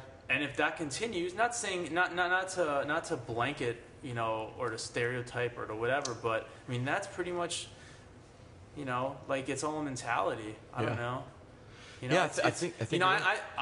Not to keep harping on myself, but like, I know we've had some strong discussions on religion. Yeah. I don't go to church anymore for a lot of other reasons, but I went religiously, no pun intended, when I was a kid. When I was a kid, when I was a kid, the sound effect board today. When I was a kid, and they didn't preach like, don't do this, don't do that, whatever. But I think it like helped with a moral foundation. I think that is definitely a and I wasn't like brainwashed saying, oh, like this, that, whatever. I'm old enough that I can make my own decisions. But I think that you had a little bit of that fear in there about like right and wrong and that kind of stuff. That's important. Yeah. Well, and then also having the family around, which a lot of that doesn't happen. When I tell people, like when I would tell people for years, like my family gets together for dinner on Sundays. Yeah. And they're like, "Oh, really? I wish I had that." I'm like, "Well, that's lost too." You make a great point in the opposite direction of like where I kind of stand. I'm a staunch advocate for like no religion, but that you make a really good point that I haven't really thought about, and that's it does have it has a family element to it that really is powerful, where family can pass along fables, stories. And just like virtuous, moral, like teaching, by using religion as the vehicle. At its core, that's what religion's supposed to be about. About life lessons and guidance. So. That's good. That's it definitely got twisted. It's all along the way. It became oppressive. It became a business. Well, I mean, I think it's always been oppressive, but it's become a business. Well, it's always kind of always been a business. Yeah. I mean, didn't they have to like bring? Didn't they always have to bring like sacrificial stuff or what? You had to like bring a calf. I'm talking about like ancient religion stuff, but like you had to bring your best cow or whatever the fuck it was to like the service or something, regardless, so that somebody gives you their blessing. If not, you're cursed and your whole family's fucked, like well listening to you, I was going to say that it was more family than religion, but I think maybe the morality part is a big. Well, I think it is more family than religion. Oh, yeah. But religion happens to be the thing where family kind of congregates around. Yeah, you know what I mean? And you bring with other families that are like-minded, whether it's like similar, backgrounds, nationalities, which most kind of churches kind of sway around. Especially ethnic churches. Like my wife's Polish. There's like Polish churches, and I'm sure Greek churches and things like that. Right. But yeah, the family thing. I mean, where's the family? I mean, the family thing's been dissolved too. Has been destroyed. Yeah, and that's also part. That's kind of I think part of the master plan, if there is a master plan, right? That's part of the master plan of segregating people, dividing community, and then just it's easier to attack people when they're susceptible to being influenced. You know what I mean? And you attack them through media brainwashing. You attack them through other propaganda and films and movies and stuff like that, and you can slowly sway these people morally, and then it gives way to, we need to go to war with another fucking country and kill more people. It's at what point do we just say, listen, I know there's never going to be peace in the world because that's just not humanity, right? There's going to be bad people. They're born every second, right? I mean, there's just some bad apples out there. But at what point do we say we're not going to be offensive? We're going to just try to be defensive, and then really make allies with everybody instead of trying to capture nuclear warheads or whatever the fuck it is, or what I mean? Like, it's crazy shit. And part of what you said about how getting the part of the master plan is taking morality away. Yeah. And you said about how your initial idea was how we valued money over morality. Yeah. So you take morals away from people. Yeah. And where they're not able to think for themselves, or they're not able to say, hey, look, like, I have this talent. Let me make my money. Let me do something with and make money. So you remove that, and that's what causes people, I guess, to do things that are stupid. Yeah.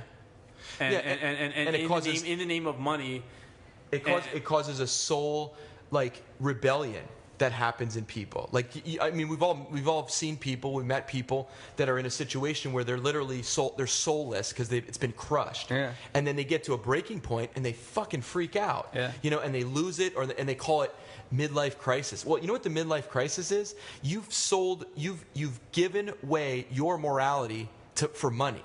You've sold your situation for You're selling your time. Shit and then you get to a point where you go, I don't have anything anyway. Yeah. So what did I give all that time away for? Right? What did I sell all that time and all my energy, and wasn't with my kids, and I was enslaved to this company, and now I have nothing anyway. Because what are you gonna do with your money?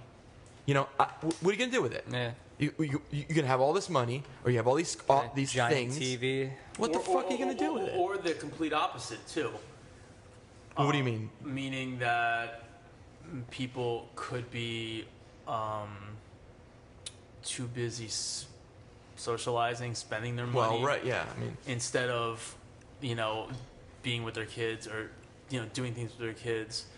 Yeah, that sort of thing. I mean, I know we're harping on the kids thing, but again, well, it's important with the whole morality, the circle of it. At some point it's got to start, and unfortunately, you have to go. Okay, well, I'm kind of. You might be in a situation where you go, I'm kind of ruined, right? I mean, I've wasted time and I've wasted my energies. But what I can do is make a change moving forward. I just saw an article about the kids thing, just to kind of throw this in there. I saw an article which talked about why people, and this, Casey, I think you brought this up one time on our conversation about millennials not having kids or whatever. Okay. But it wasn't about millennials. It was just why people are choosing not to have children because it's so financially draining. And I never comment on this shit. Like, I never comment on this stuff because I'm just way too... Is that the only reason that was stated? It was like a bunch of reasons, financially, why it's not a good idea to have kids if you're not financially set, like in a good situation, or why young people aren't having kids nowadays or whatever. It was just kind of a topical thing about financials. I think it's more of an issue that our parents were like the Gen Xers, and they weren't really the best example of parenting, and how to necessarily go about it. And a lot of them rushed into it or just stayed together because they had kids. So I think, the following generation was more cautious with it, where they're not rushing. I can understand money being an issue for sure, but I don't think that'd be a primary one. I think it's more of just you kind of want to be sure you're in a good place. You want to do it for the right reasons. Right. So that was my comment. My comment was on this article. I said, if your decision making process about having children involves finance, do not have children. Yeah. Please do not have kids. I think I can afford a baby this month. Yeah. No, because listen, it's a different. I have 2 kids, and at no point when I was talking with my wife, when we were talking about having a family, did money ever come into the situation. It wasn't like we want to have kids because I think we can afford it now. you're so out of whack in your priorities if you're looking at children as a financial burden or or something like that. That's gross, in my opinion. You have to look at children in a totally different way. And so, to that point, I think that it's like there's a lot of different reasons why people aren't having kids. Yeah. And if you are thinking about not having kids because of money, you shouldn't be having children. Yeah. You know what I mean? Because it's a weird excuse. There was in the article, it said that an average child of like lower middle class will cost, $300,000 or something like that to raise to 18. Yeah. And I elaborated on my comment kind of like a douche, But it was just call it what it is. I mean, sometimes you just go out there and you do shit up a little bit. Every once in a while, someone makes a post where I'm like, I can't. Yeah, you just can't ignore it, right? I'm like, this is a little too much because there's a lot of bullshit, and I'm like, I am not going to win anything from engaging from this. Nothing is going to be better.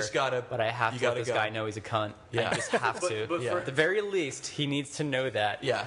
Put it out there. For as many Andrew Kishes, though, who are mindful about their kids, our country's getting filled up with people who are not mindful about their kids. Yeah. I think at a point we're going to have to instill eugenics. I mean, unfortunately, I love Doug Stanhope's idea for incentive-based eugenics. What is it? I don't know. It would just really eliminate a lot of the super lower income assholes that are just irresponsible. Where you'd give them prizes for just sterilizing themselves. Like a year's worth of Mountain Dew, or Jordans, like a hunting trip with Ted Nugent. Maybe a lifetime supply of Jordans. New pair of Jordans every year. They get snipped or tied up, and we don't got to worry about their stupid kids. The new Nike eugenics program. It's like there's shirts. It's like just snip it. Just snip it. Yeah. Can you define eugenics? Okay, so eugenics is for those who might be listening. Oh, and yeah. me. Okay. All right. So eugenics is basically manipulating the population so that way they cannot reproduce or cannot, or like maybe a lottery. Right. China does eugenics in a way, where they minimize. I don't know if they just kill the baby. I don't know how the whole if it's a girl. Look, I think they can only have one girl. I remember hearing that a long time ago. But they have a massive problem in China because there's 6 or 7 men to every woman, so there's this massive issue. There's no can you imagine all these men oversexed? China's like the size of Texas or something, isn't it? And it's got. I think it might be bigger than that, but it's not very big. Yeah, I saw some crazy stat about. Well, a lot of China isn't populated. A lot of China is it's like the Asian, there's a lot of really cold climates and a lot of I don't know what Siberian shit, Yeah, so you can't really where live. neighbors Russia and stuff. So right? there's a lot of metro area that are just fucking packed, with people, man. Gross. Well, dude, driving through Shanghai, it is just it looks like there's. Looks like the scene from Akira where they're driving around the city. Or Blade Runner. Or Blade Runner, right? It literally looks like there's building complexes on top of a building complex, and all the shit's crumbling down. It's it's really crazy. It'll look like a Fifth Element, where it's just small at the lower levels, closer to the ground. I mean, so that's what eugenics is. Okay, I mean that's what I have a feeling it was, but Yeah, and the Nazis were really big into eugenics and trying to not let. Certain, I guess the Jewish community, procreate and whatever. Well, and people that weren't of blue eyes, blonde hair. They killed a lot of people. They killed a lot of blue-haired people. Those damn blue-haired people. It's Dr. Seussians. I mean, not to get too deep here. But I think it's going to have to happen. Well, it's already happening. Oh, it is? Yeah, look. People are not able to educate themselves. Right. They're not able to understand that when they go and eat McDonald's and Burger King, that kills people off. Yeah, but doesn't it? But I don't think it's. That's not quick enough. We have medicine now that keeps people alive way longer. Yeah. So we're the population is growing. It's not subsiding. Yeah, but so I mean, when they're when they're screwing up the food industry, they're doing it on purpose for $1, and at the same time, it's. I think there's, just like we said, those criminals kind of come in, swoop into those situations and take advantage of, the opportunities that are available. Right.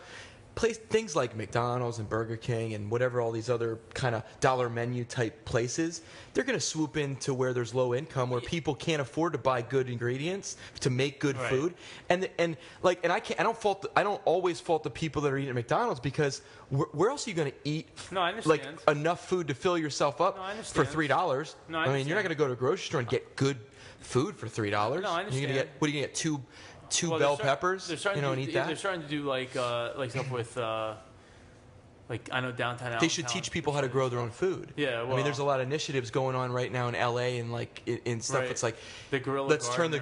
let's turn the ghetto. Ron Finley. Yeah, is that his name? We should definitely give him a prop on one of our talk about his situation, because I think it's a great initiative. Yeah. Because I mean, look at how many buildings are vacant, or it's like in disrepair or whatever, lots. Turn it into public gardening. Yeah. It gives people purpose, gives people a moral situation where they can make food for themselves and their neighbors, and they can share. Like, people don't share shit anymore. That's so important in my household. Like, when I teach my kids, I mean, there's certain things that are so important to understanding everything else, right?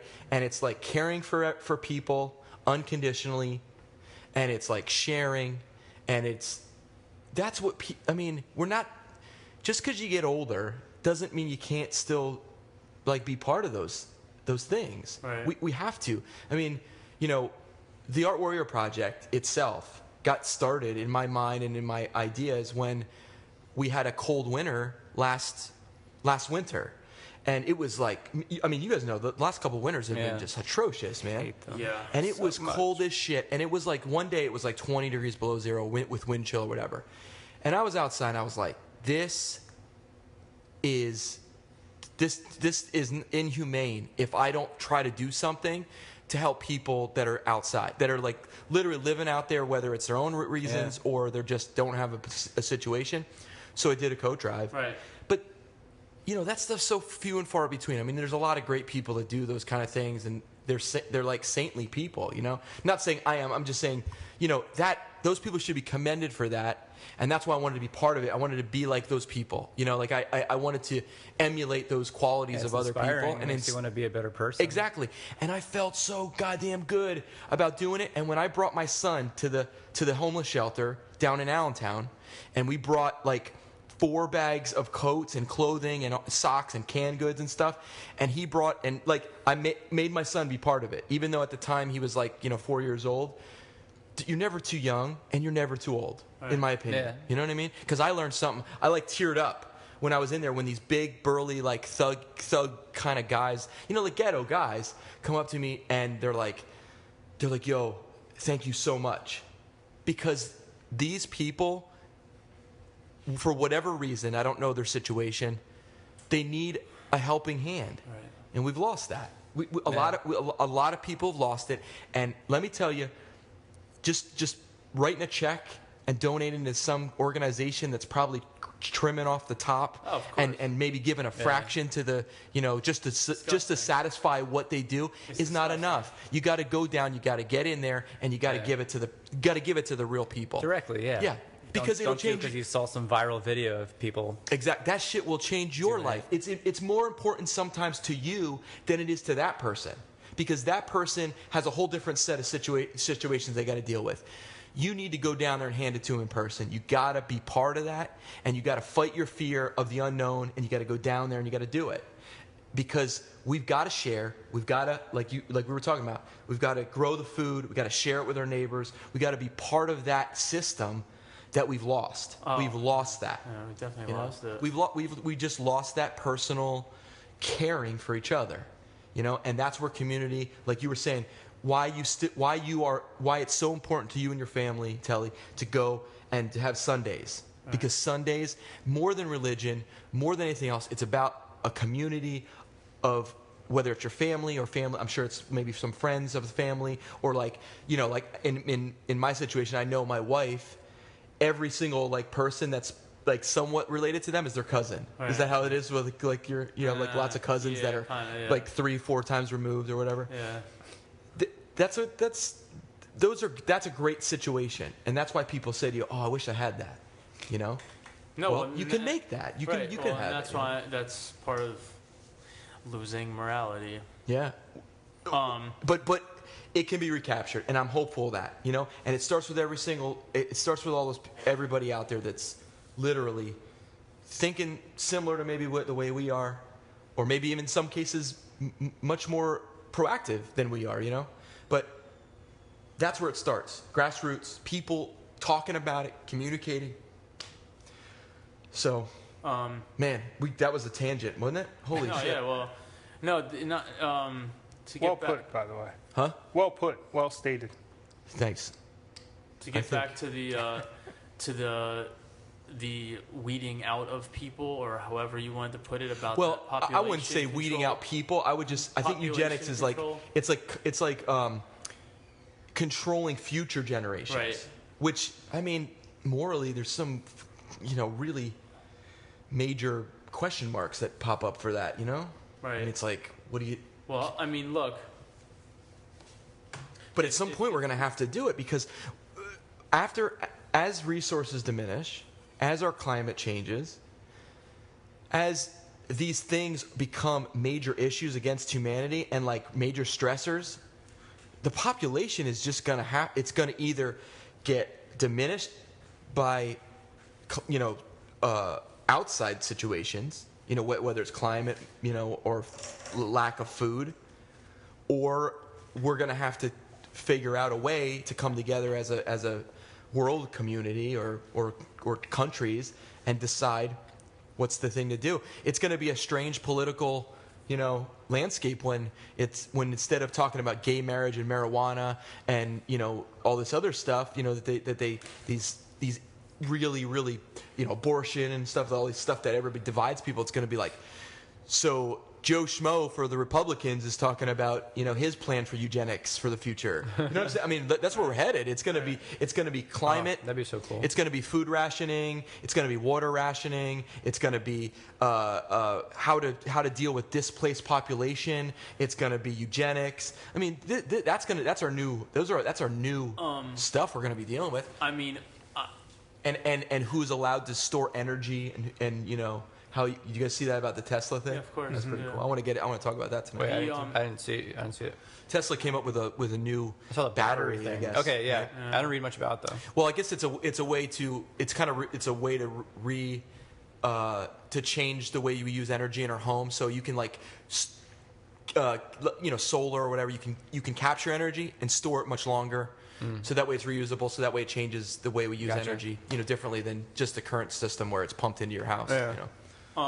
Sorry, Telly. No, it's fine. It's just getting back to my what I was saying about the food industry, which I'm always harping on. Yeah. Well, no, I think it's something. It's close to your heart. I think it's something that you need to talk about because you're educated about it. You read about it. You're constantly on the forefront of what's. I try to be. No, I mean, isn't that though a form of controlling the population? I mean, allowing these companies to poison all the, Monsanto to poison all the crops to make it, people are still eating them. I think it's manipulating society. I don't think they are that villainous to where they're like, ooh, we'll get but I'm saying 1,000 of them this year. Right, I understand, but I'm saying it's doing it anyway. I think it's more like as the food industry gets worse, food is a necessity. People are eating it, and it's hurting people. And like you said, we have drugs to fight stuff, but still, they might be like, we need to have them stop living to 90. Let's get them down to like 70, and let them get cancer. Well, they're just going to give more. You're just going to have more symptoms. From that. So many you more might be able to die fight of cancer these days. It's pretty nuts. You may not be able to fight off. Oh, that's another thing. That's another thing. Well, cancer's a big industry, so that's why that still exists. The government has the cure to different diseases, but they're just not, they're just not. Well, that could in some ways be a way of eugenics. I mean, I can see well, that. I'm just saying, a lot of that stuff I think is all interrelated. But the companies want more people, right? So they can sell more. Well, of course, And more then drugs, the more hospitals, drugs, more making McDonald's. money, all that stuff. So we have to get them cycle. out of power first before you start.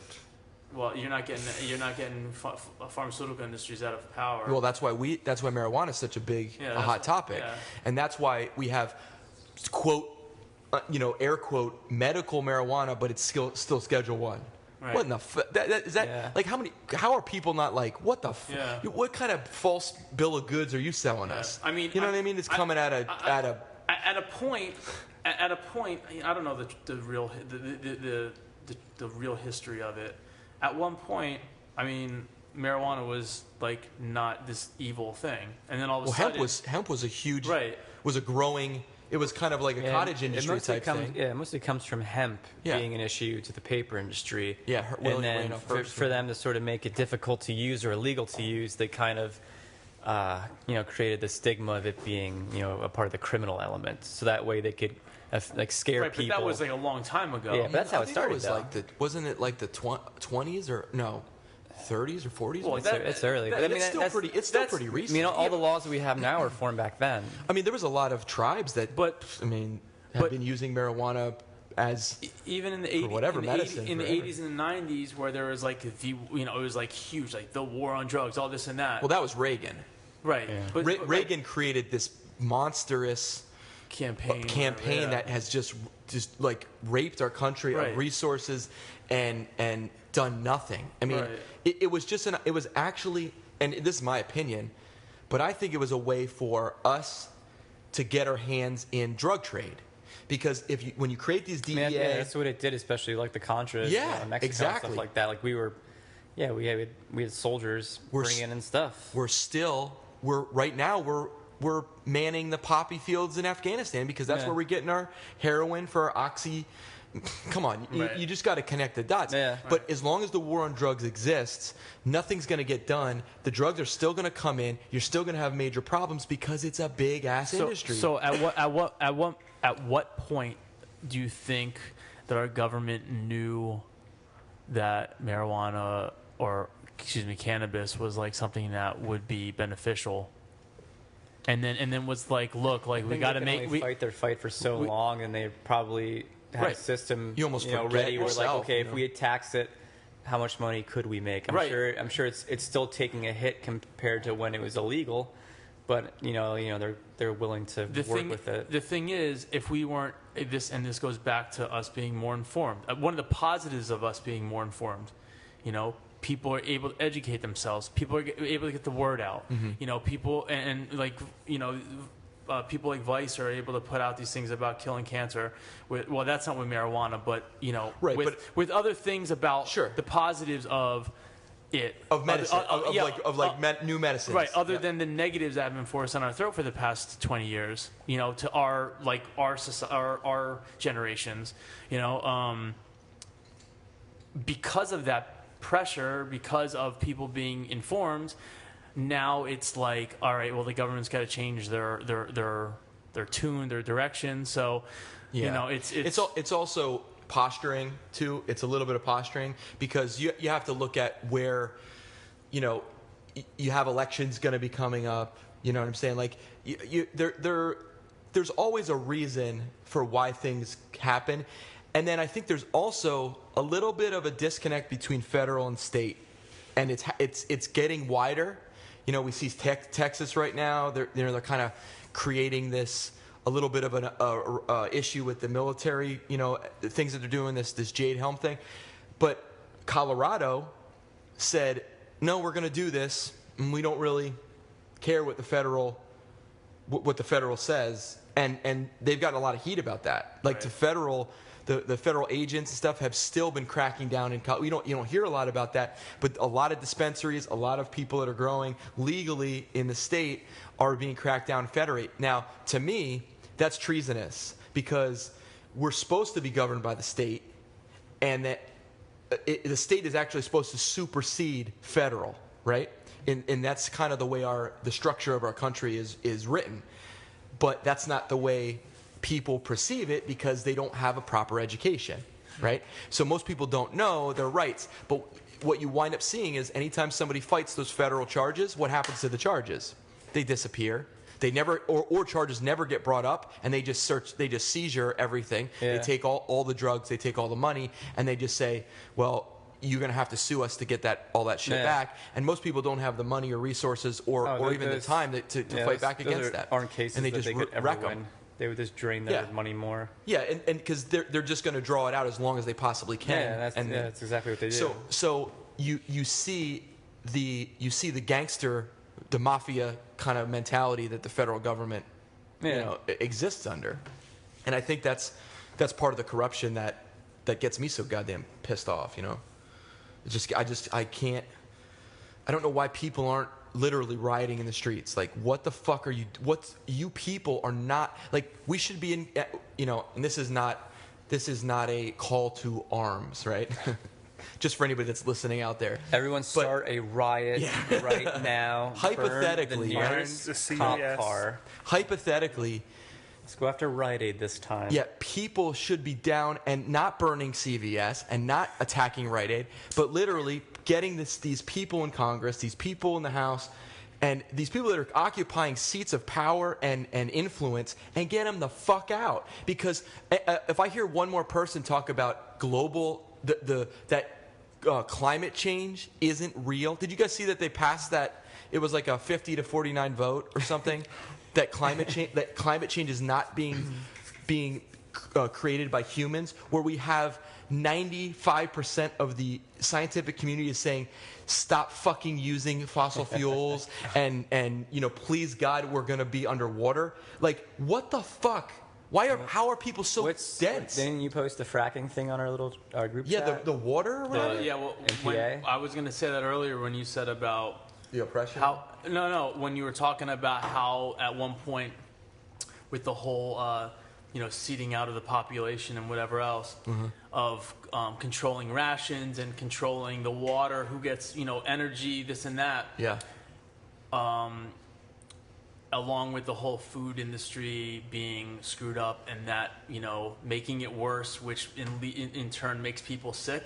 Yeah. More people sicker. The water is screwed up too. They found fish in Pittsburgh that had cancer.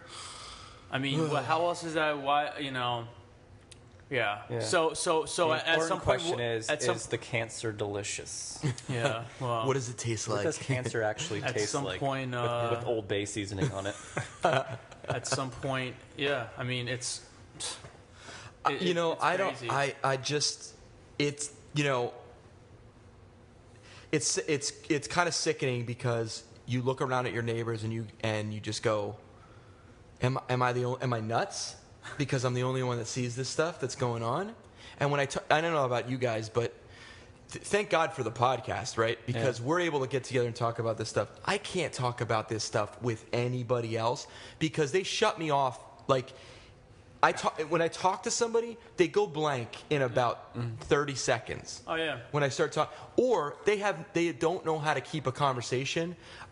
Like, they're not educated enough about current situations. You're the guy to that's really just the conspiracy. Yeah, I'm like a conspiracy. Or guy. just open-minded enough to get Chemtrails, man. I'm a tin hat wearing, you know. Or just to get someone's opinion, just hear an opinion of somebody. No, it doesn't happen. It's not. Yeah. You're not going to get it from most people, and that is really disheartening. It's disheartening being somebody that wants to make change. You're being oppressed, Andrew. I am. Episode 1 will be called Oppression. Yeah, I'm naming it now. Wait, what are you saying? Episode 1 will be titled Oppression. The oppressed. Your next piece will be called Oppression. Yeah. Trust me, I got a lot of pieces in the pipeline about that stuff.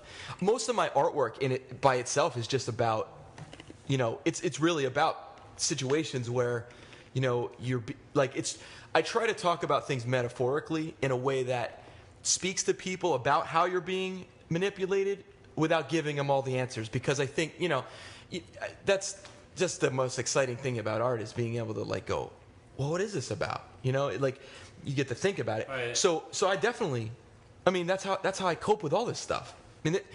Art is my therapy. Right. You know, I make artwork, and you know, people talk like, well, oh, you know, there's so many other things going on in the world that you could paint about or whatever, and you know, you can make pretty pictures, and all that stuff's well and good. I need to be able to sleep at night, so art is my way of, you know, getting to sleep. It sounds crazy, and it sounds really kind of minimal, you know, like a small, you know, reason for a lot of this stuff. But when I just need a way to expel a lot of frustrations, and art is my way of doing it. And at this point in my life, it just happens to be about those kind of things, you know. It's good. But you know, without being a billboard, you know what I mean? I think sometimes art tends to be billboardish when it's political or it's social, and then it's like stop, you know, the prisoners of Guantanamo Bay, or you know, whatever it is. Thought into it. It has to be clever. Yeah. And it's like if no one wants to listen to a song either, where it's just there's no metaphors. Just my girlfriend broke my heart, and she blew a pot dealer, and I'm sad. Although that's actually a really good country song. You know what I mean? Yeah, I don't know. So there's a lot of things that go on. That's my way of dealing with it. Other people have different ways of dealing with it. You know, I just think that we as a community of people that maybe think, you know, this way. It sounds great, but like we're like a minority. How the fuck that happened? I don't know. You know, like we got smart people. Well, but we're being led by lesser people. Or people don't have an outlet. Well, that could be. People That's feel true. That way and they don't have an outlet. I'll tell you. And hopefully those people listen. Amen, man. Like I'm hoping that people listen, because I know for a fact that we've all listened to podcasts and gone, God damn it, there's other people that think like this. I mean, that's the reason why we're doing this. It's also. I mean, also, you know, obviously, our interests lie in other things that aren't just like, oh, you know, like this country's going to hell. Like, there's also a lot of cool things that we're into, like all the technology things. Yeah. You know, and all different documentaries. Oculus Rift. Yeah. You know. We got to talk about the Oculus Rift, because when did you say that was coming out, Bob? That's early next year. Early quarter one. Yeah. I've been hearing about it for a long time and following it. There just hasn't been enough supported for it to make it worth buying. But yeah, hopefully they get some cool stuff going. But no, I posted that Mega 64 sketch video because that was like what everyone was joking about that. Like the second they announced like a home VR headset, Japan was like on top of making porn for it. Oh yeah, like that was the first thing they thought of. Porn. The porn industry always is like pushes. It pushes technology. Yeah, like, it definitely does. Absolutely. DVDs, you know, became popular and beat out VHS because of porn. That was it. Yeah, Telly had a huge stake in all had a huge stake in all that stuff, right? The technological push. The push. I'm just messing with you. We're talking about Tinder. In regards to Oculus Rift. Dude, how cool would like if they did have Tinder dates through Oculus Rift where you both have headsets and you can like be in It's going to be more than Tinder. You're just going to be able to walk around in a virtual world and just you want to hang out. Man, no, well, like I was saying when we were, it's gonna be like an orgy. Like I was saying earlier, like Caligula, you know, just like a Caligula Oculus Rift. I was gonna show up like 10 pounds it's just like every single Roman orgy, and everybody. This is how people are gonna. That's just how people are gonna profit off it. So yeah, all the money. They're gonna. No, well, like Casey said, he would have no interest in having a virtual version of a celebrity. So they'll just have, you know, you'll just go into a room. Or into some sort of like purchasing place. What would you place. have no interest in? Well, like a celebrity. Like, are you paying for the physical feeling or the actual like visuals? Well, probably would it matter as of right now. As of right now, it's visual. I already get sure the visuals. Yeah. Right. Basically, what I was getting at was there'll be like an attachment you can change. Yeah, it, no, you know no. You're gonna have people. You're gonna have tech companies that are literally building. They already virtual. They have bodies and chest stuff in Japan. Like I already looked at it. Do they really? Yeah. Like if you like a wall mount that you could, you know, kind of. Yeah, like you grab a shower chick mount or something. You grab a chick and you see your hand coming in, Whoa. and you're touching whoever you want to be touching, and all sorts of stuff in that same area. That's pretty wild. But I want to see like because a lot of things are for video games. Yeah. But looking around is cool and immersive. But it's almost like every demo I saw was for like more of like a movie sort of experience. Like you weren't really playing much, but they would have to almost have. And I know they exist, but like the little circular like pads that you stand on. And so you could really you walk like, you just and keep move. you wear it with your socks, and you kind of just like actual move and look around. Like that would be really cool. I think they have something like that. They don't do. They? They've had it for a long time with even the older like shitty VR technology. Yeah. But they should figure out how to incorporate that for like a home setup, because that would be really fucking cool. Did you guys see that the Black Mirror episode where the guy is? I only saw the one so far. Well, did you see that one, Casey? Yep. Okay. Do you know the one where the guy's like riding the bike and he's trying to That's such a like good 15 episode. 15 million credits, it's called. Yeah. Tell us about Black Mirror. All right. So if you haven't watched Black Mirror, you've got to watch Black Mirror. Okay. It's on Netflix for anybody that's on Netflix, which a lot of people are. Yeah. But if not, I'll give you my password. Casey will give you his password. Link up the universe. You can, and then all you have to do is hook him up with some credits for his Oculus Rift. But anyway, so Black Mirror is a great. It's a British like anthology show. Yeah. Each season's only 3 episodes. I think each episode's like 50 minutes, but they're all their own stories. Like it's like a Tales from the Dark Side sort of thing, or Tales from the Crypt. But it's not really dark side. They're almost almost moral dilemmas. They're more cautionary tales about technology, Yes, but that's a great way to put it. each episode has its own cast and its own story. It's not like a continuing story. You will watch. Like I binge watched, through all the episodes, and they're all very unsettling. By the time when you're done with each episode, you're like, yeah. None of them make you're you like feel thinking good. about stuff. You're going, damn it, that's exactly what this shit's gonna be like. But it you know pushes what I mean? you into the next one. It's not. Yeah. Like there was one without spoilers for anybody that has not seen it yet, but there was one episode where like you could literally scroll through your memories, and it was like a tale about adultery and all this, and it was so good. I heard about that one, it was really, and what makes it good is that it's so well done, right, Casey? Mm-hmm. I mean, it's so well really acted, and they're just they're really somber, and they're not overacted. They're not too big production, but the production is so well done that it's seamless. Like it almost seems like it exists now. Like the technology is happening now. The one I saw was about the woman whose husband dies in a car accident, but he was like heavy with the social media. Right. And her friend's like, there's something you can get. Yes, that's a creepy one. Yeah, it scans through all your social media and becomes what was that stupid Spike Jonze movie where Her? Yes. Where he's just talking to like AI, but it's AI based on someone.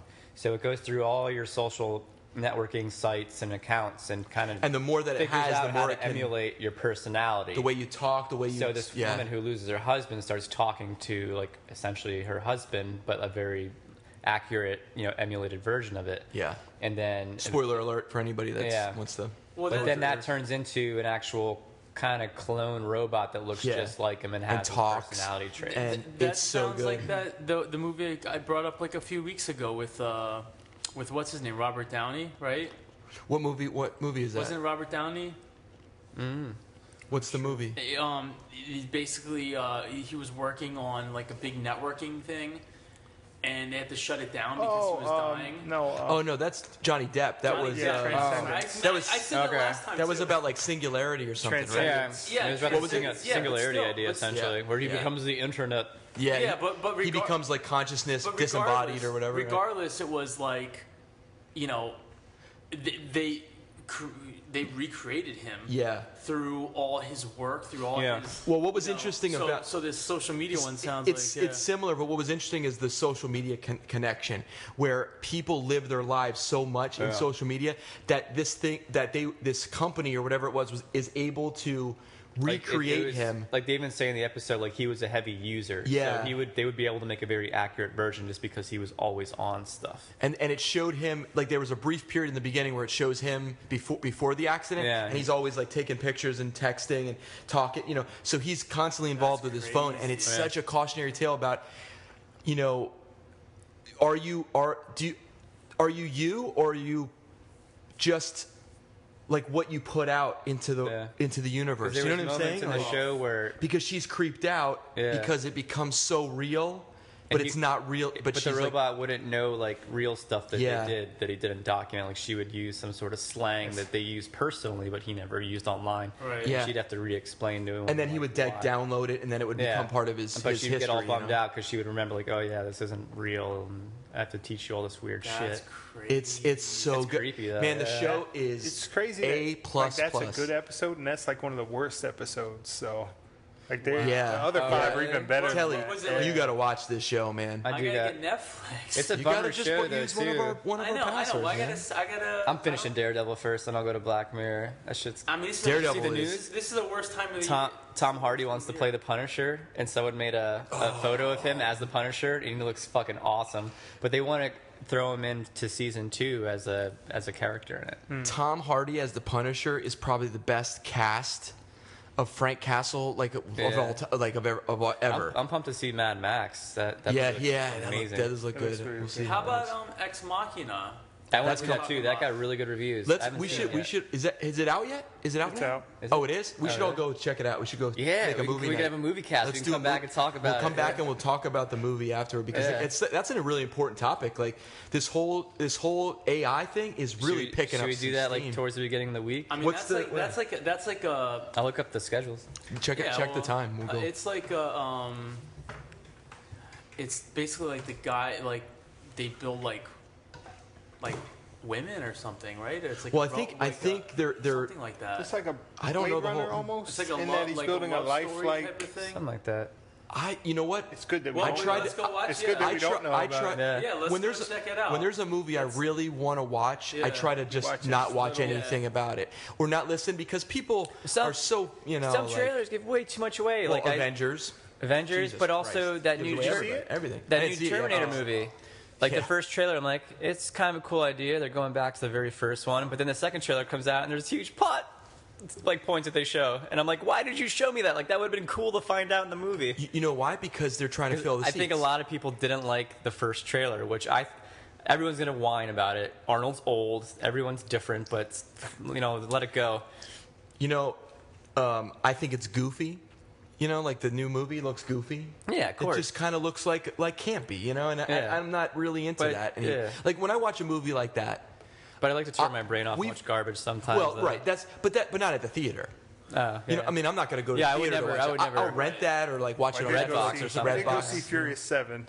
So Well, that's okay. if they throw enough explosions and car Casey's in. chases, Casey's in. He's like, Vin Diesel. Yeah, he's I I'm saw great. Jason Statham as a bad car driver. Like he's always the guy who drove a car, Yeah, but yeah, now he's a excellent. villain in a movie about guys that drive cars. well, he was in Transporter, which was, that wasn't a bad Three of them. movie. Yeah, But the first one was good. The second, I don't know how the other ones were. I don't remember the other two. I think I'm not even sure if I saw the third one. I don't think I saw the third one either. I like But- Statham. He's a good guy. He's a good. So, Action dude. but I think that's an important topic right now because we're dealing with it right now. Literally, the Oculus Rift, right? We have situations where they're creating AI, and on the opposite side of the singularity thing, right? A Japanese, I think it was Japanese. I can't really speak on this 100%. I just saw it in passing, but I read an article where a Japanese, what are the guys that do, like calculations about, this is like escapes me. Somebody that just like is postulating, things about our universe and theories about what the hell would they be called? Man. Anyway, so this guy come up with this mathematical equation, and he said that it's not possible to create the singularity, like the consciousness within a machine, because we don't understand the mathematics of consciousness, because it's disconnected from the physical, right? And that makes a lot of sense. We can't. How can you? We don't know anything about what consciousness. We're just breaking into trying to think about new ideas that can maybe a few explain years ago that some scientists discovered that at the heart of the universe there is a simple math code that kind of makes up everything. Right. But then they link the code that they find to being almost identical to code in a theory that this guy from the 40s had made. Yes, I think I saw that, where it was almost like a simulation. Yeah, the theory was that it's a that we're already in the simulation, crazy, so that's how we found it, which was kind of it's very kooky, but it was like well thought out. There's like errors in the code, which are. The article was well done. I'm like, oh, this would be like a cool synopsis for a movie. Yeah. But there was a lot of evidence, and a lot of it like you can't ignore. Like, okay, that's that matches up. I'm trying to pull up this this article on this guy because I let at least give him credit. Japanese. I mean, did you see the documentary on? I guess it's called Watson, the machine that they put on the Jeopardy show to beat. So they were going through the iterations that they had to, how to get it to beat these guys, and like how they had to get it to think based on the possible answers it could answer. When was this? Like it's on YouTube. I was watching it. But couldn't it just be connected to a search engine and always win, theoretically? Well, it has to read the question at the same time that they do. Oh, okay. And then process. Oh yeah, because it's buzzer based. Right. Yeah. And then they give it a few answers it could choose, and then it has to see what would be the most likely. It was fascinating how cool. In the beginning it was just getting stuff like wrong, and they're just laughing at the machine, but then they got it so precise that it just blew those champions away. So on Monday, Ex Machina or Ex Machina. We can do it off the air too. What is it? What is it? Yeah, good point. Oh, he's looking up when the... Yeah.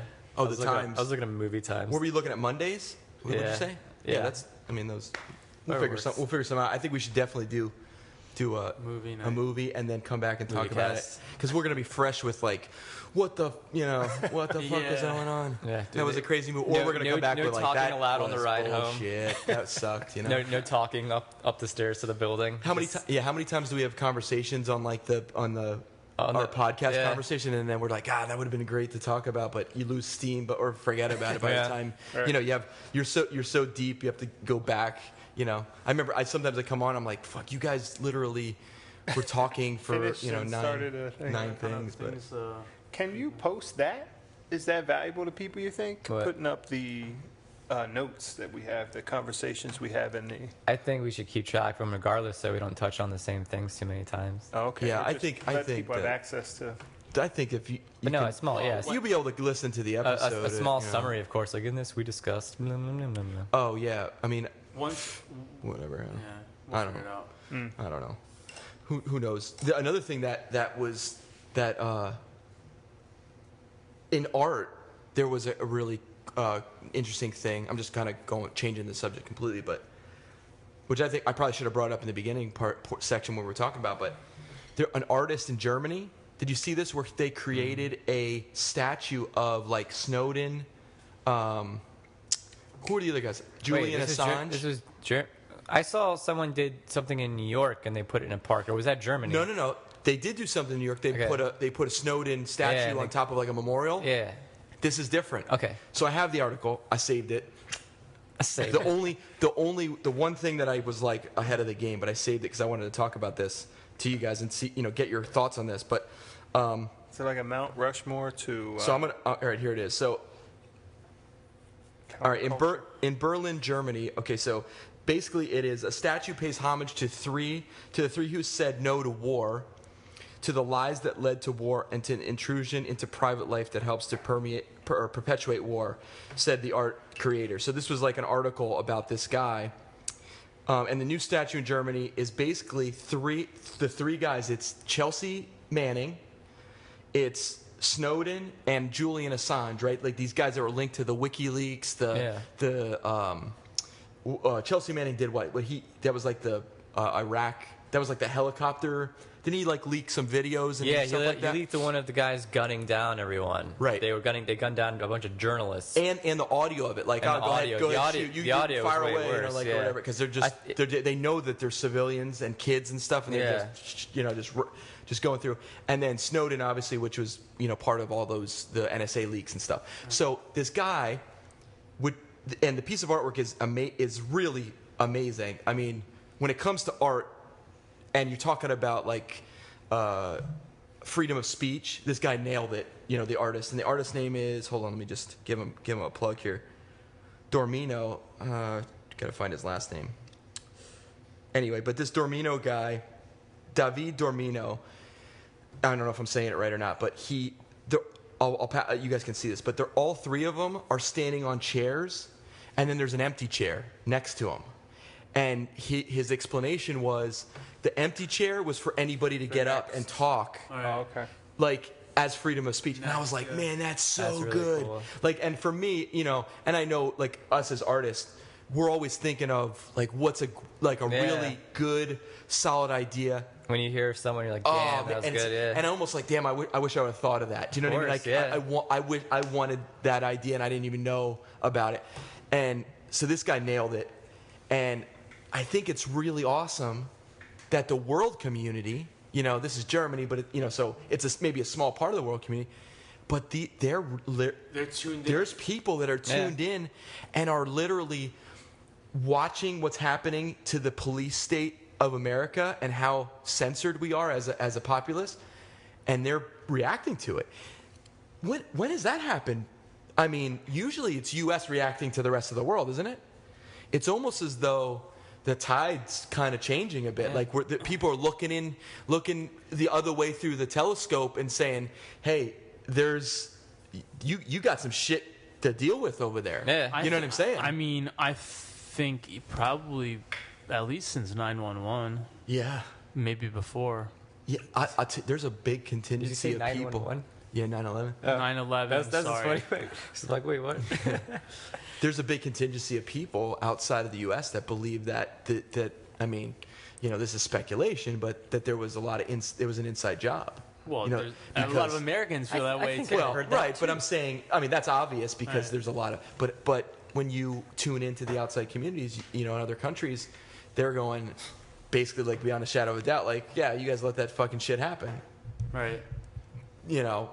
I just wish more Americans got that. Like, we're so egocentric and self-centered that we're not really listening. It's kind of like watching like a sports team that everyone hates crumble. Yeah, the Patriots, like anything. Well, yeah, I'm just no saying. one really likes us at this point anymore. I'm just saying, people in other countries. I don't know. We even like. We're not. People in other countries we're burning CVS's. Yeah, and stomping on flags. Yeah. Oh, that's another thing I wanted to. You brought that up, and that's atrocious. That is, of all the things that people are protesting, but I think you're totally outweighed. I think someone posted. Well, I'm going to get more of that. It's like a challenge now, right? No, yeah. Well, a challenge. What I was saying was, like an ice bucket challenge. Really? Oh no, I thought people were just doing it. Talk about perversion of pop culture. Yeah. Like that's gone. Is there a bracelet to support it? Yeah, probably. Yeah. There's probably a donation. Like at 7-Eleven for $1. No, people look at in other countries, look at the United States as if like, all right, well, let's see what's next to bring them down, kind of thing. Yeah. I think that's a lot of it too. It's kind of like they're trying to level the playing field a little bit. No, well, not even that. Just it's when somebody's high, you want to. Right? Am I right? Or am I wrong? Yeah. No, because I know what you mean. I know when I went to Europe, like when the hell was it? 2001, 2002? Was it after 9/11? I forget. And like my relatives there were like, what's going on in your country? Like watching the news, like they knew more than I did about the government here. Well, because a lot of the news channels in Europe are actually pretty good. Yeah. I mean, they have, if you watch BBC America or whatever, you're going to get a really good. You'll get more news about America than our news. RT gets shit on a lot because RT's like, has a real Russian bias. But when they report on America, it's pretty good. It's pretty accurate. I mean, you got to, literally. Kind of sort through it, because there's still propaganda and all that stuff. But sometimes when you look from the outside in, you get a way better perspective than being inside. And again, we're in a more informed world. Yeah, it all goes back to that. Yeah. So I mean, as far as this artwork goes, I think if you check it out. I mean, it's on the internet. I think it's like a picture on the video. Yeah, I'll put a picture on the video. But I got it through. Let me see what the Free Thought Project was just where the article is. So if you go there, you could probably find it in their archives or whatever. And it's not an endorsement of that because, every news channel is in some ways biased to their agenda, whatever it is. So, wherever you find your news is awesome. It's just, try to be as I don't know, try to look at everything, I think. That's what I do. But some articles pop up on my feed or I see them on Twitter. Somebody might post something that's really cool, so I check it out. This happened to be something that really piqued my interest because real cool. I had made a painting called The Harbinger of Truth, which was about that exact, like the silencing of the whistleblowers. And I had, the piece had a guy that was being like smothered by the American flag, and he's like pulling at it behind bars, and he has like a whistle around his neck. So it was like a really, I just felt like this guy nailed the artwork. And I really respect when people put a lot of effort and energy and originality into a piece of art. And as far as a piece of sculpture that's public, I mean, you can't get better than that.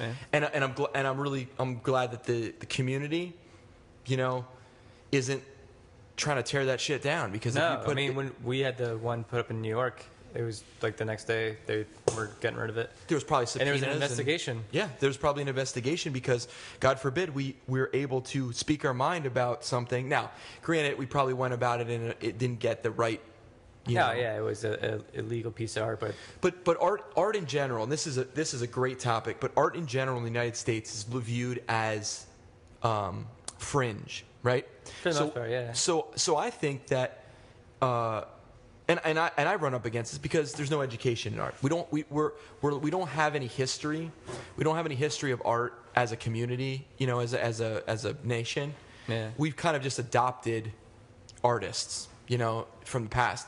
So everything that we have is new, or it's been whatever's popular. It's more pop art. Kind of stuff. It has. And I say pop art meaning like not the style of art, but more like what we've made since the 50s. Yeah. You know what I mean? Like from the early 1900s moving forward, that's basically our history of art. New York being the hub and everything.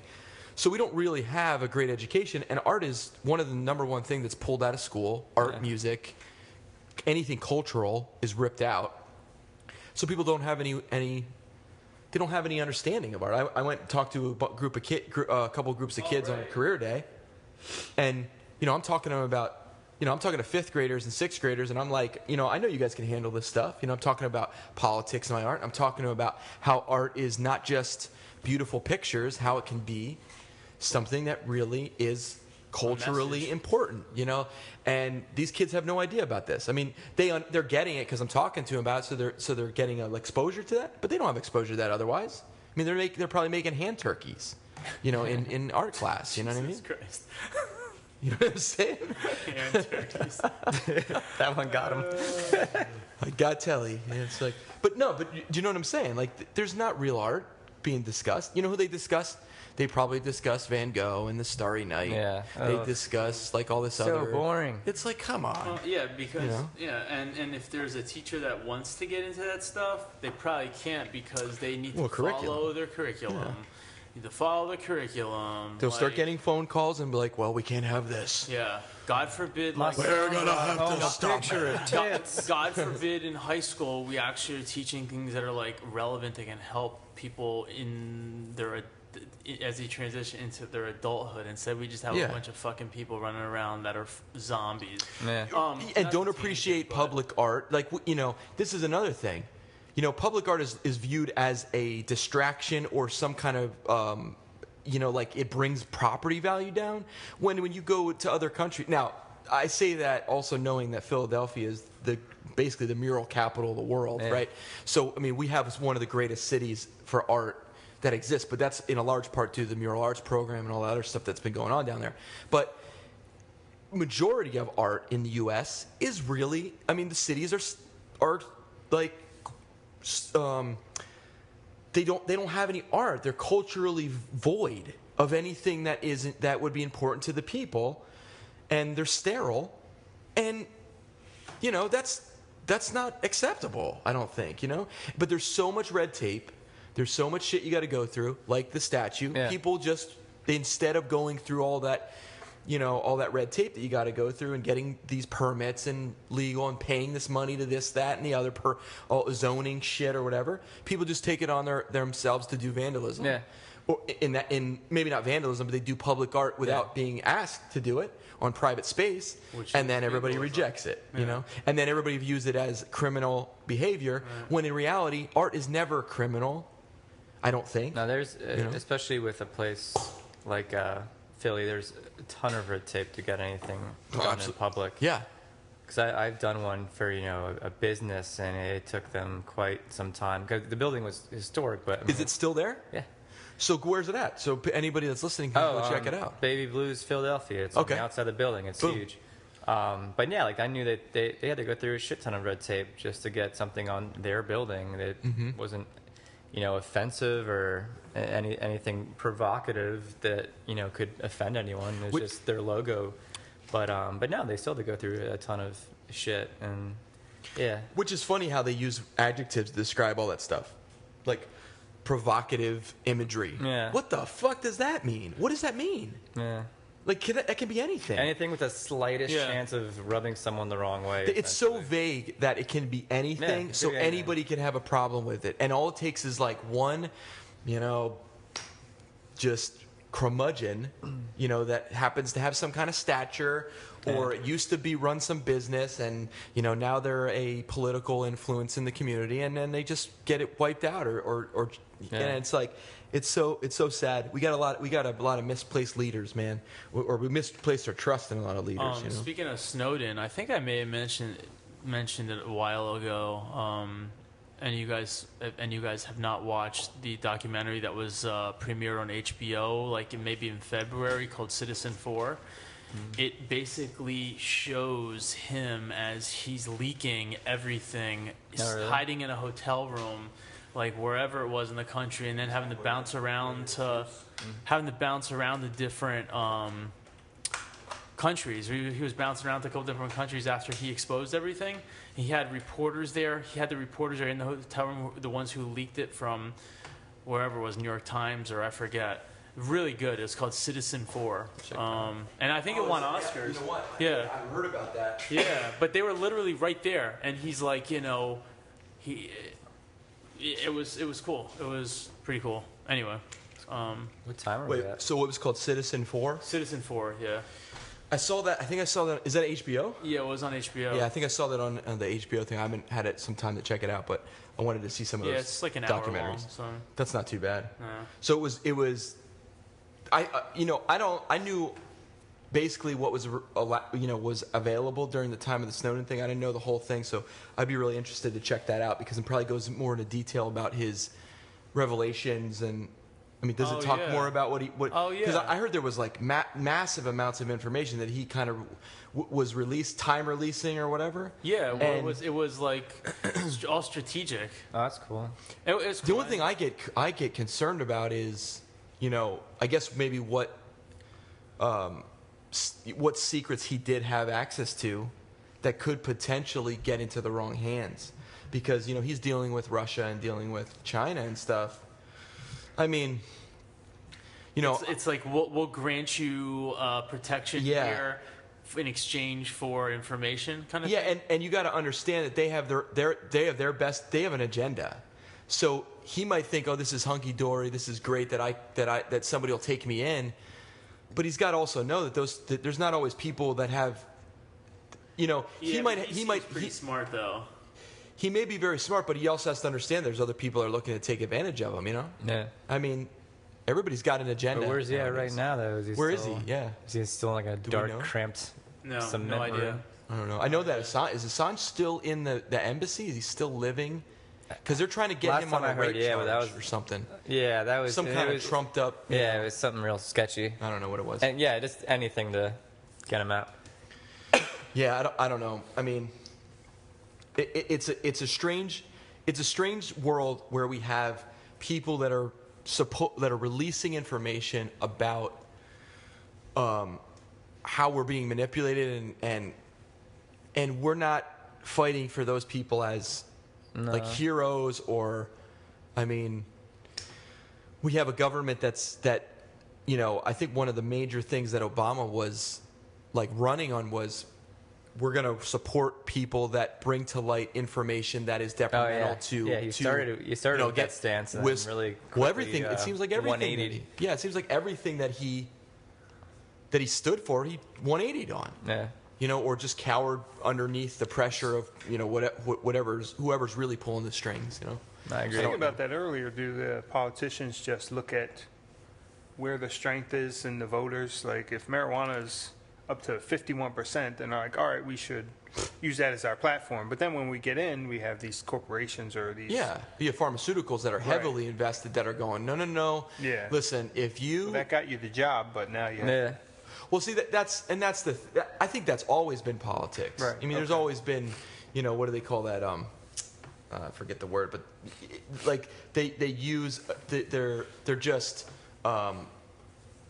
tell you what you want to hear, and then, to get their position. But it's pandering, Yeah. It's that's so gross, though. I mean, that's like, okay. So when I think about politicians and when I think about any person that's writing policy, think about that person coming to your house, right, and just talking to you as a regular person, and them doing the same shit that they do in Washington or wherever they are, and doing that stuff to you and your family. Yeah, you'd be like, get the fuck out of my house. It's lying to your face. So why do we allow that to happen? You know what I'm saying? Like, why is there a different set of rules to these kind of individuals when they get into that position? Is there like a fear issue? It's got to be. I mean, it's got to be because they have power, so we kind of cower underneath that power. Yeah. Like, well, they're a senator, so what are we going to do? Well, you know what you do? You get them the fuck out. There's a large amount of people that need to be jettisoned because it's old thinking. It's old thinking. Exactly. And one of the biggest things is this environmental thing. And when I see that stuff passes, that is completely ridiculous. Where they're talking about there's no real we don't have to worry about global warming because humans aren't causing it. We may not be causing it 100%, but we are definitely contributing to the problem, and we need to figure things out. But we got big oil, we've got all these energy companies fully all in, sucking money out of everybody's wallet. This is where Tesla comes in as a huge. I mean, it could be big. We could be going down the road going what's his Elon Musk, or what's the guy's name? What's his first name? Elon Musk. We're gonna be going, God damn it! This guy he took us to space, privatized space, and basically gave us all free energy, and it's fitting that they're running under the Tesla, banner, because isn't that what Tesla was, the guy that basically was like, no, free for all. Yeah, and they shut him down. Shut him down, turned him into isn't there speculation that he was murdered or that he was killed or something? Not sure. How did he die? Do you guys remember how? No. Not sure. All I know is that the further I got into the Tesla thing, it was almost like this conspiracy theory, web where you just kept, or like a black hole of conspiracy where you keep going deeper and deeper. Yeah, I want to say when you're coming up as a kid, they teach you that Edison was the hero. And Edison was the he basically stole all the stuff and then claimed it as his own. And he was Westinghouse was the investor or whatever, and was behind him, and that's how we got Edison, because there was all big business behind it, bankers. You see on Netflix, The Men Who Built America? I think it's it's a series of 5. Is that the History Channel did that? Oh, they might have. I think that was the History Channel Netflix, thing. Yeah, but they go through Vanderbilt, Carnegie, right, and all that, and they just show what they had to do to get where they are or where they were. It gives you all the propaganda, These cookies are They don't talk about any of the Warburgs or the any of these other money. What are the big bank guys? I don't even know. I got to be careful what I say. Probably like Goldman Sachs and shit. Yeah. But they have J.P. Morgan on there. J.P. Morgan. That's what it was. Yeah. So there's all these real industrialists. Bank the bank people that just basically sent us on this path of fuckery. I get having a mortgage and dealing with all that shit is just so frustrating, because you really do realize how the machine works, and the tables are tilted my friends. You are, unless you have if you don't have the money, you don't have the power. You know, and when the people that do have the money, they don't give a damn about you. You know, so you just got to know that, and when you play the game, and it's just it's rough. You know, I think that component and my kids really turned me on to everything that I kind of follow now as far as politics and banking and stuff. And I've spent many nights going down those rabbit holes of conspiracy things. And I think, like I said, you know, there's a lot of extreme stuff out there, but I think it lies somewhere in the middle. You know what I mean? Like, that's not all bullshit. You know, there's, you know, everybody's conspiring for something, you know, and one of the things that I've come to realize, and this was like a big realization as an adult, is every single person has an agenda. And when you realize that, you start to become a lot more skeptical about, you know, people and the, you know, policy that they're trying to push and whatever. And, you know, so for me as an artist and a person, I try to be very cautious of how I, you know, push my ideas out into the world, you know. And that's why I really loved listening to podcasts, because it was a real soft kind of, you know, exposure to ideas. You know, where they weren't talking directly to you, but they're talking and you can listen if you like, you know. And I really like that, you know, about you know, the podcasts that I listen to. So who knows, you know? I don't know. Have you guys been following the Nepal thing with the earthquake? No. I was thinking, how can we maybe get involved with something like that? Like, maybe not Nepal, but maybe an outreach kind of thing. Because, you know, we have the platform with the Art Warriors thing. I was like, you know, I have no idea what happened. Because we've been throwing around the ideas of doing like some T-shirt, you know, and like donating and stuff like that. So anybody listening, check it. You got to check out our website soon, or at least, you know, we'll post stuff on our social media, because we're going to be putting out some maybe limited edition T-shirts, maybe prints and stuff like that. Sure. Try to create art that maybe creates change by creating something that we can also use that money to forward the podcast and our project, but also to literally cookie money. We need Pizza cookie money, and literally give back 100. Like, give back. Not to like a foundation that is like, you know, what we're talking about, skimming off the top, but say go right to the source and put some kind of initiative together that's like, we're going to give this money, a percentage of whatever it is that we can afford to do, and just give that right back to thing. And I think that's that's a solid idea. So keep checking in on that. You know, I think that'll be a good idea. We came up with some good ideas, but we should really brainstorm some ideas about some of these. Brainwash. Yeah. Well, brainwash too, right? I'm going to brainwash. It seems to work really well. So maybe if we can brainwash you people out there, hypnotize you, then use it for good, then we're almost you know. We'll do some brainstorming. We'll do some brainstorming. But have you guys been following the Nepal thing at all? I with the know earthquake? nothing about it. It's the first time I heard. I mean, I saw stuff, but again, I'm not. Well, it's just real, like a real horrible, earthquake that kind of just devastated a lot of people, and it's really sad. So, in the wake of all that, I just wanted to bring it up, because those people, I think, need to be, you know, just bring awareness to that. If anybody is, you know, listening to this and you want to find out more about the Nepal thing, I'm sure there's plenty of things out there. Red Cross is probably, you know, a really good thing to donate to, because I know they're always on it. Or if you're involved with something. Yes, reach out to us. Reach out to us. It's a great idea, man. Yeah. That is really good. I did hear they pulled a kid out who was in the rubble for a couple days. That's so. I didn't hear that report, but so he was alive, and they pulled like a really, really small baby out too. Jesus. I saw. I mean, I'm sure they're doing it all over the place, but that's the one thing I saw was like an infant, like you know, maybe a year old, less than a year old. But anyway.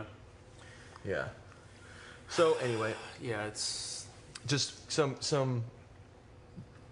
Sorry that it was a heavy night. Yeah. But we had to get I had to get some of that stuff off my chest, man, because it was 2 just weeks off. So it was pretty wild. Do you guys have any good stuff that's been going on, like that's like super positive?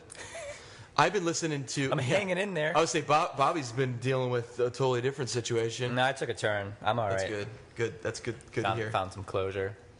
I was thinking about this idea. I was trying to come up with this like, I don't know, weird theory about aging and how people are more susceptible to buying into consumerism and all this other stuff because they don't do anything when they get older. You know what I'm saying? Like, they don't do anything fun. Because I'll give you my experience. I see a lot of parents that have kids. They're doing stuff for their kids, right? They're like taking them to this thing or taking them that thing, which is great. Exposure, like we talked about. But the parents aren't doing anything. And the parents just go to work and they just kind of get grumpy and old, and then they just fade out and they're not interesting anymore. And I was thinking, man, like we were talking about this, Telly, before the podcast, like mountain biking. Like, I love to mountain bike. And I'm going to just do that shit until I fall apart, I think. I'm going to just constantly be doing stuff until I just fall apart, like I just die, because I think that's important. Like, well, you need to refill your own sort of lust for life and positive energy as a person. You have to be into waking up every day. If you're not doing, if you're pass me a water, man? As a parent, if you're not doing anything that for your own interest, how are you supposed to like be exposing your kids to anything? Yeah. You know, how are you supposed to? You know, like. But not even. I just was saying parents because I see that. You know, it's kind of, I see the dichotomy in that, where it's like the kids are active doing things, and the parents are preaching that that's important, but then the parents themselves are not. We need an intern for. Yeah, we do. We need and to run this stuff too. Yeah. You know? Anyway, so if anybody's a tech person, get on that contact Tinder. us. Do you have any girls like that to hang out? Any Lehigh students want to get an intern credit? I'm gonna hop in that shit, Telly. We've got some great snacks. No. But not even parents, but so like just our age and older. Like, what are people doing? I'm gonna be 40 and I'm single, so I don't really have any excuses. Well, that's you know what I mean? Huh? What are you talking about? Yeah. You said people are. No, not kids. I'm talking about people. Okay, so here's my theory. Okay? I'm saying you're saying people have kids, and then they. All right, go ahead. They kind of just cash out. Okay, so I was using the example of parents with kids because the parents are showing interest in the fact that their kids should be active, and be exposed to the community type things, sports, whatever, right? But the parents themselves aren't even following their own advice. Right. So it seems to me, and this is my theory, that people, as we get older, we start to, and I don't know where this comes from, but we start to believe that we're not able to do what we used to do. So we stop doing it, and then we become susceptible to consumerism and all this other, like, couch potato lifestyle, right? And I say couch potato, not like watching TV all the time, but just like really lackadaisical, just getting fat, not watching what you eat, just turning into dad bod. Yeah, exactly. What does that come from? I think one day I woke up and I tried to shoot hoops and I realized my legs don't work like they used to. Yeah, but maybe they don't work. Sit down and watch.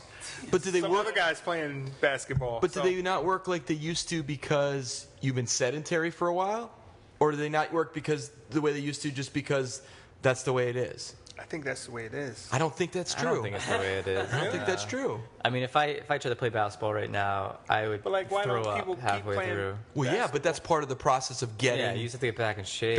In condition. But like guys can't play basketball in their 50s. Well, okay.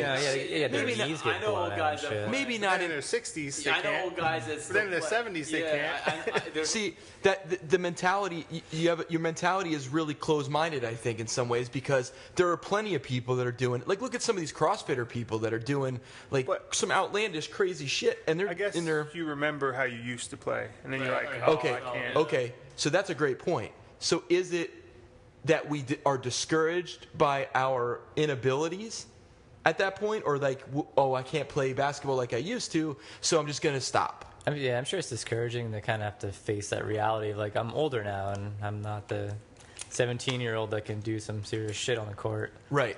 So, but I could easily accept that because I know I didn't fucking exercise for too long. Are you only talking about? I'm talking about everybody. No, I'm talking about as far as what people are not doing. Only physical activity you're talking about? Same thing, engaging. Anything that gets you off the couch. Or like interest. Okay. Pursuing I think everything. Okay. Because, so I'll give you an example.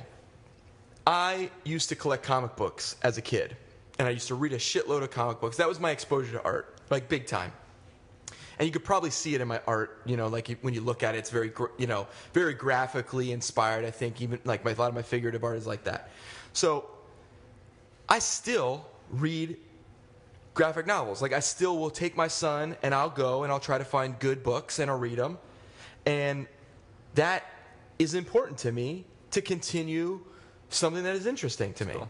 Right? But a lot of people that I grew up with, or a lot of people I know that used to collect comic books, they're like, no, I don't do that anymore. Well, why? Yeah. Right. Is it because you view it as like a childish thing? Or is it because you bought into this social thing where now you got to grow up and be an adult and be a fucking boring human being? Right. Just because you have kids or because you hit a certain age. Yeah. Right. So at what point do you become like the caretaker at the home for your kids?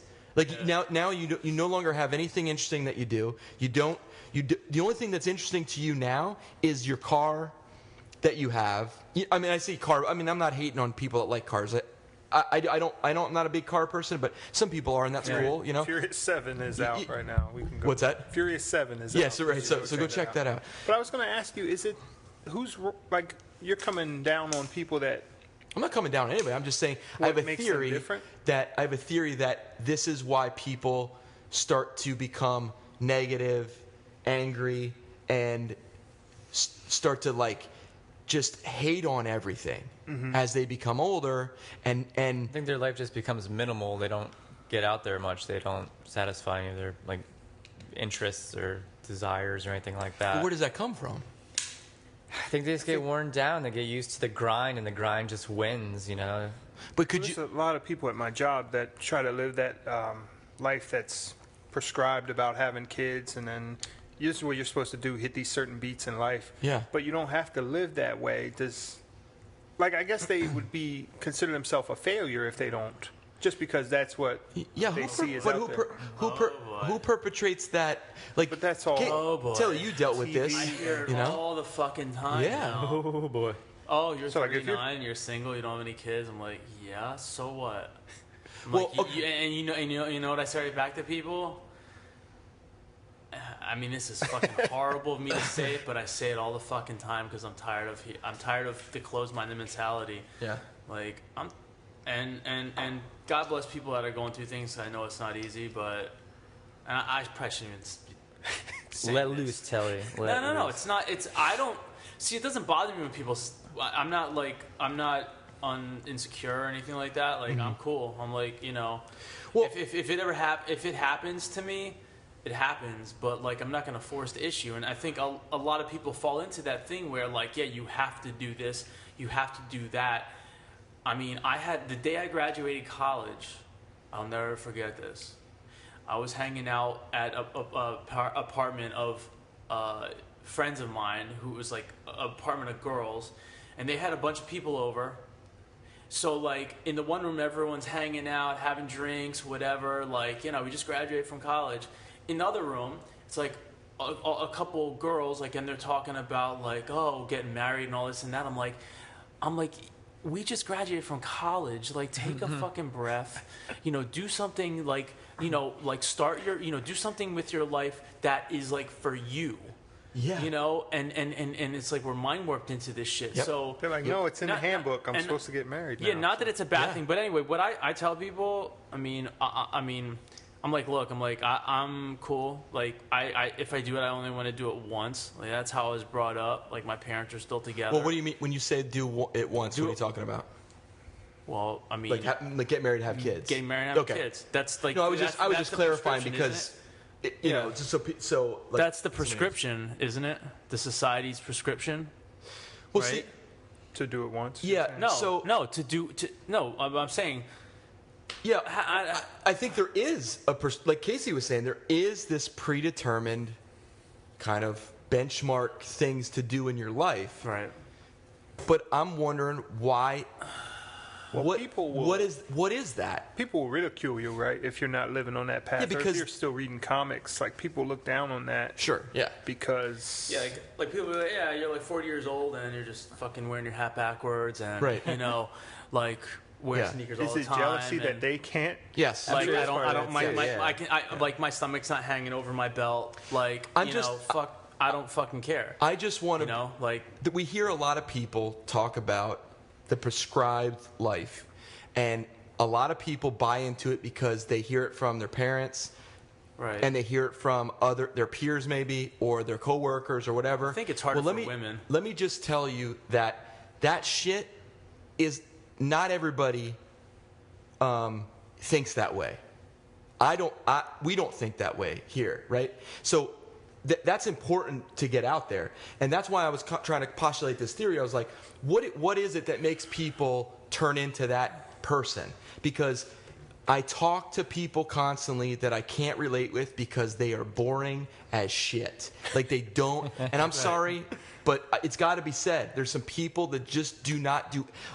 They drink and they talk about sports, whatever the fuck they don't do, and watch TV, and they talk about sports, and they talk about their job. What's the first thing that somebody says to you when you meet them? So what do you do? Yeah. It should be like, what kind of stuff are you into, man? Yeah. Like, who gives a fuck what your job is? Majority of people don't have a really good job anyway. You just have to give them weird responses. Like, I jerk off usually twice a day. Exactly. All right. But so you know what I'm saying? So I'm just trying to. I just feel like we need to talk about those things. Yeah, that's because it's really important to talk about that stuff, because you're not defined by your job or your kids. You're defined by who you are and what you do with your life. It's a win-win situation too, because either they'll actually engage you and have a real conversation with you, or they'll freak you out and never bug you again. And that's probably win-win. in some cases that's probably better that way, right? Yeah. And I really think and if you do have kids, like I said before, I mean, it's if you're well-rounded, if you're not like just being, if you're able to think for yourself, that's gonna hopefully rub off on your kids. Yes. You know. Yeah. As opposed to just being like, okay, catering to your kids the whole time. Yeah. I mean, I don't know. You know what I don't know shit because I'm I'm hitting 4-0 and I'm. You know what my son said to me the other day? He goes, "Dad, behind the ball, I guess." You're not behind the ball. You're where you need to be at this moment because you have your own set of morals and values, man. That's your own prerogative, dude. I'm being sarcastic. I know. Because I hear it all the fucking time. But I think that's kind of shit needs to be squashed, right? Right. But so my son says to me the other day, he goes, "Dad," he's like, "Dad, you know why you're cool?" And I'm like, and this is out of nowhere. I'm like, oh, this is the best thing for my ego ever, right? So my son goes, "Dad, you know why you're cool?" And my wife's standing there and she's looking at me. She's like, "Whoa, what revelation is about to happen here?" Man. So my son goes, "Dad, you know why you're cool?" He's like, "Because you still do the stuff that you love to do." Wow. You still do your painting. Cool. You still do, I forget a couple other things like about riding my mountain bike or whatever. And I'm like, you know what, buddy? I'm like, why else would you live your life if you didn't do the cool stuff you enjoy to do? Right. Like, who are you living your life for? And I really believe that a lot of people fall into this like prescribed, cookie cutter life where I'm going to get married, I'm going to have kids, and then my life's over and I turn into a fucking grumpy, old dad or mom or whatever. And then I just bitch about shit all the time. Yeah. And then I push all my insecurities on my kids. What the fuck is that? I'll turn 45 and buy like a $60,000 sports car. And spend my time waxing it every weekend. Like, big, that's great. Congratulations. Yeah. It's so funny because, I don't know. When I go to parties, you guys could probably guess where I am. Like, I go to like a family picnic or like a extended family picnic. I hang out by the dips. In the kitchen? Yeah, I'm with the kids. Yeah, I'm outside playing football with the kids or playing kickball or doing whatever. And you know who else is out there? No other parents. Yeah. Because they're all standing around drinking, talking about like whatever the fuck they're talking about. They're gossiping about the neighbors. Listen, and I love them, and I care about all those people, but I can't relate with those people because I want to be out doing fun shit. Yeah. This is why I love the podcast, because we get together, we can hang out, have fun, and we get to do something. You know what I mean? Have a great conversation, but do something. I find myself in a situation where the older I get, the less there's a bigger divide between me and my peers. or the people that are like other people that have families, other people that are aspiring to have families, other people that are single. Like I know a lot of single friends that they just go out to the bar. And it's like, well, that's not really a whole life, man. No. Like you kind of have to do like fun shit, because if you don't do fun stuff, you're just going to be negative all the time. You know, I think doing the fun stuff gets out all that negative energy, you know, like like riding a mountain bike. Yeah, I was just going to say, it's Bingo. as simple as taking a bike out. I did that last week, and the one day was real nice out. It felt amazing. Yeah. Felt real good. I wasn't even tired. I actually got home and wanted to do more stuff. Dude, I was just going to Although say. I learned a valuable lesson, and because I hadn't ridden a bike in a long time, and I forgot, like, when you go over bumps, like, lift your butt up. So I kept going over bumps, like, just sitting down. Because I remember, like, your doing ass this thing where you're hurting. standing, but I'm an adult now, so I feel weird being the guy standing. But then, like, You should the be next jumping day, everything. Then, I jump. the next day, my ass hurts so fucking much. But no, I would jump and stuff too. Though it was pretty funny. Yeah, I'm the guy. I'm the fucking guy on the mountain bike. That's like the 35-year-old guy. That's literally my wife would ride with me. She's like, you can ride. You just ride like a 10-year-old boy, because if there's a stump, I'm gonna try to jump over that shit, and that's how I'm gonna live my life until I'm dead. And until that stump takes him out. Yeah, no, I mean at some point at some point that stump is gonna wreck me for like a week. But you know what? I'm riding that shit till the rails come off. And I think that more people need to do that. And I think that it would change our society if more adults grabbed a hold of their life and said, you know what? I'm not fucking old. I'm not decrepit. You know, you'll have a whole lot less back pain if you get up off the fucking couch. Yeah. Do you know what I'm saying? And you get out there and you actually use your muscles. Right? There's a lot of people walking around like, I can't do it because I'm 40. You're fucking 40. You should be able to like do the stuff that we're doing. Yeah. You know what I mean? Like, how many people do you know that's like, I need help? Like they move. You know, we've all been through friends moving and stuff. You know, and everybody moving. How often is it like, you know, people move things like they're geriatric? I'm like the guy that's literally like, come on, motherfuckers, let's go. Like throwing that shit. Like, let's go. Running down the steps with stuff. It's like, I want to take you. I'm going to use my life to just have a fucking shitload of fun, you know, and live like a 10-year-old for the rest of my life. Yeah. So anybody out there that's listening to this podcast, you're not crazy if you think like me. Take it easy. Yeah. Number one, probably, right? Yeah. If you're on your ass, get off it. Let's do it. Like let's start a wave of activity of not just physical stuff like you were saying, Telly, but like dust off the comic books. Yeah. Collect the baseball cards and shit you love to do. Go to AC Moore and buy an easel and some brushes and shit if you use to paint or sketch. Holy shit. I saw some artist on Instagram, and he was making really cool pieces, but I'm like, there's no way this guy's this fucking talented. He doesn't look like a weirdo. But it was called... I judge people like that. Well, that's okay. But he was painting on silk and using silk dye. Have you ever seen anyone do that? No. It's very like sort of old lady arts and crafty type stuff where you get silk and you frame it out. Yeah. And you use either like melted beeswax or some sort of sealer. So you do all the line work. Uh-huh. So then when you take the dye that's either watered down or thinned with alcohol, you just apply the dye and it spreads out on its own. But the sealer will stop it. So you can kind of make these crazy gradients and fades. That's interesting. And I just ordered a bunch of shit, but I'm super pumped to get it. That's cool. But try it. Yeah, because I mean, I was watching a few tutorials, and it is like every tutorial was like some 6-year-old lady like telling you how to do it. But I want to do like some really cool weird shit with it. But I was like play around with that. Yeah, it was really cool. I'm about to take pictures of it. But no, that was my new art thing that I found.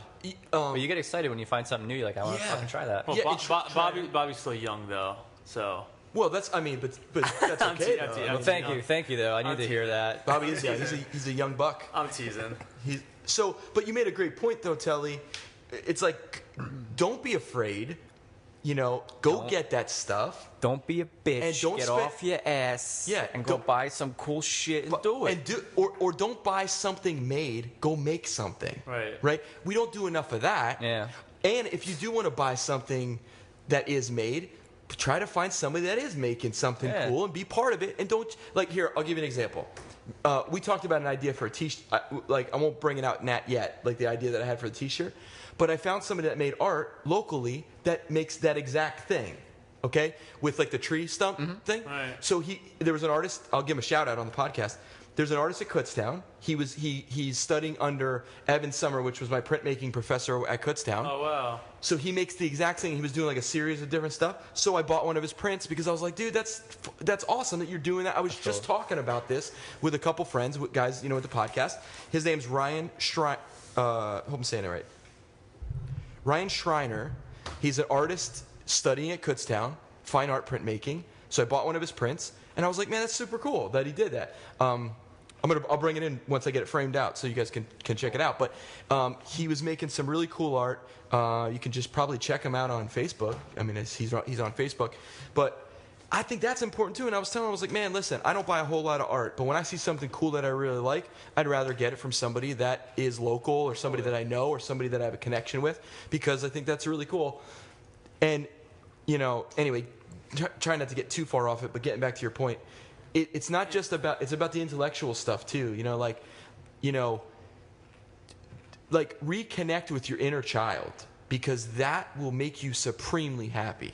Like, you will find happiness, and you will also find that voice that used to talk to you as a kid that you lost over time. And that's, I do a lot of meditation, and that's part of it. It's like getting back to that clean, like all the noise of the responsibility of like social adulthood, clearing that shit out. Yeah, it's good to be fascinated by stuff. Go for a hike.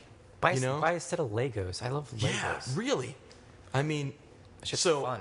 And listen, not everybody's like that. Obviously, there's a lot of people that know this, but there's a lot of people that don't, that are just in that mentality. Like, well, my life's kind of over now because I have children. Yeah. What is that? It also pisses me off when people are like, yeah, why should I bother to eat healthy, because we're all gonna die. You're gonna die anyway, right? Like, yeah. Okay. As they suck on their cigarette. Yeah, that's like that bothers me. That's a whole other discussion anyway. Yeah, I mean, but it all lends itself to the same thing. It's like, we don't take care of ourselves physically, we don't take care of ourselves spiritually, we don't take care of ourselves emotionally, we don't take care of ourselves mentally, or even just in fun. I don't even.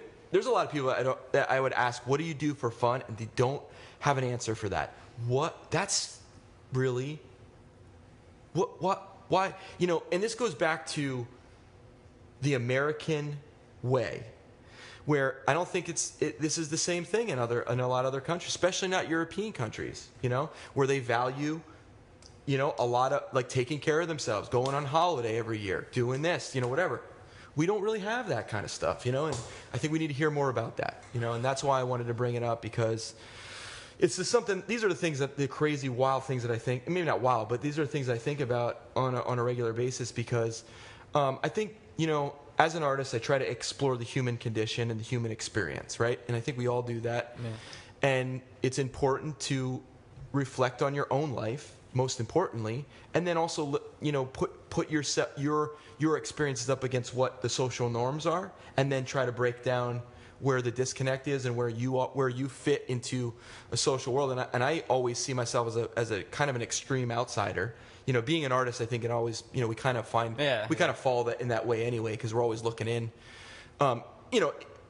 in a good way, And but people are always questioning you. Yeah, you're always getting questioned. You're always like, so what do you do? What? Yeah. So what, do you make a living doing that? It's like, how often do we have to answer that question? You know what I mean? But so anybody out there thinking, yes, we do make a living doing it, and yes, we do have a fucking shitload of fun.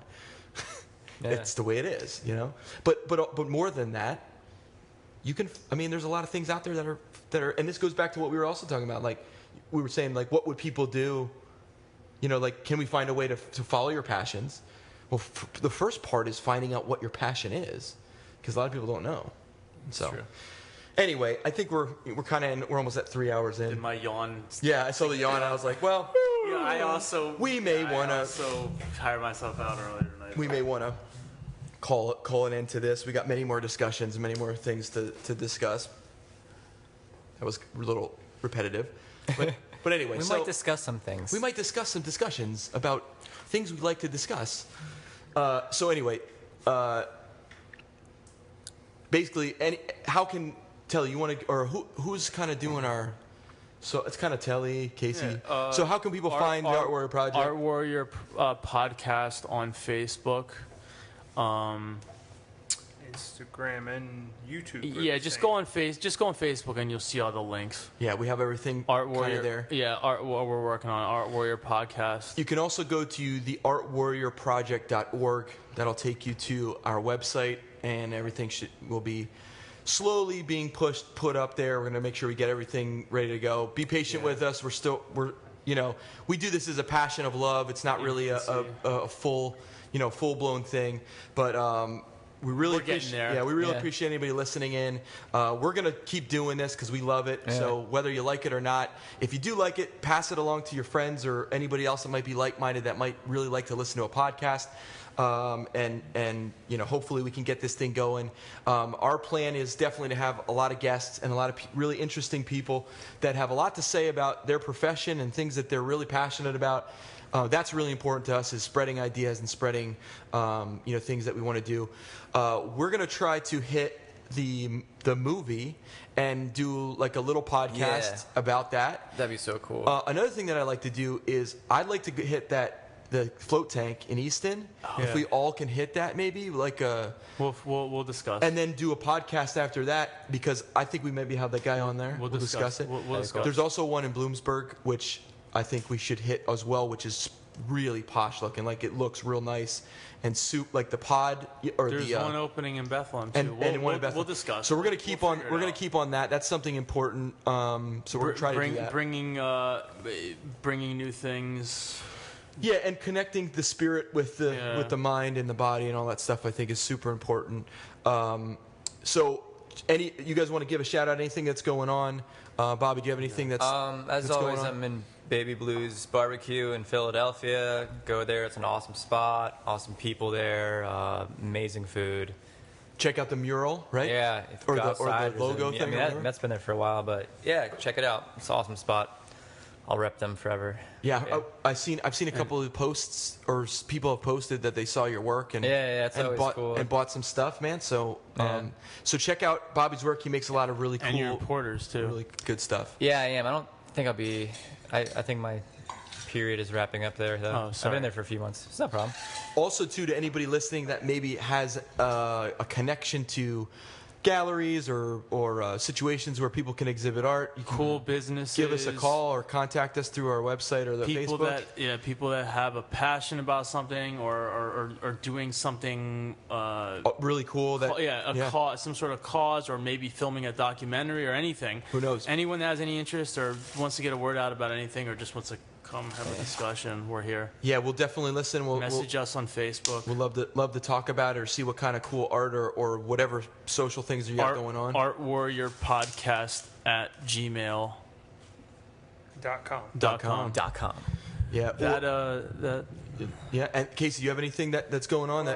Casey's been drawing a lot lately. I've been loving it. What's that? He's been drawing a lot lately. I know. Again. I've been digging it. I did. I saw your Natalie Portman. Job, you got a Natalie Portman. Was that prompted by our V for Vendetta? That's a good reason. No, there was a hashtag May the 4th. Yes, yeah. It was we forgot to talk about that. Yeah, man. That's.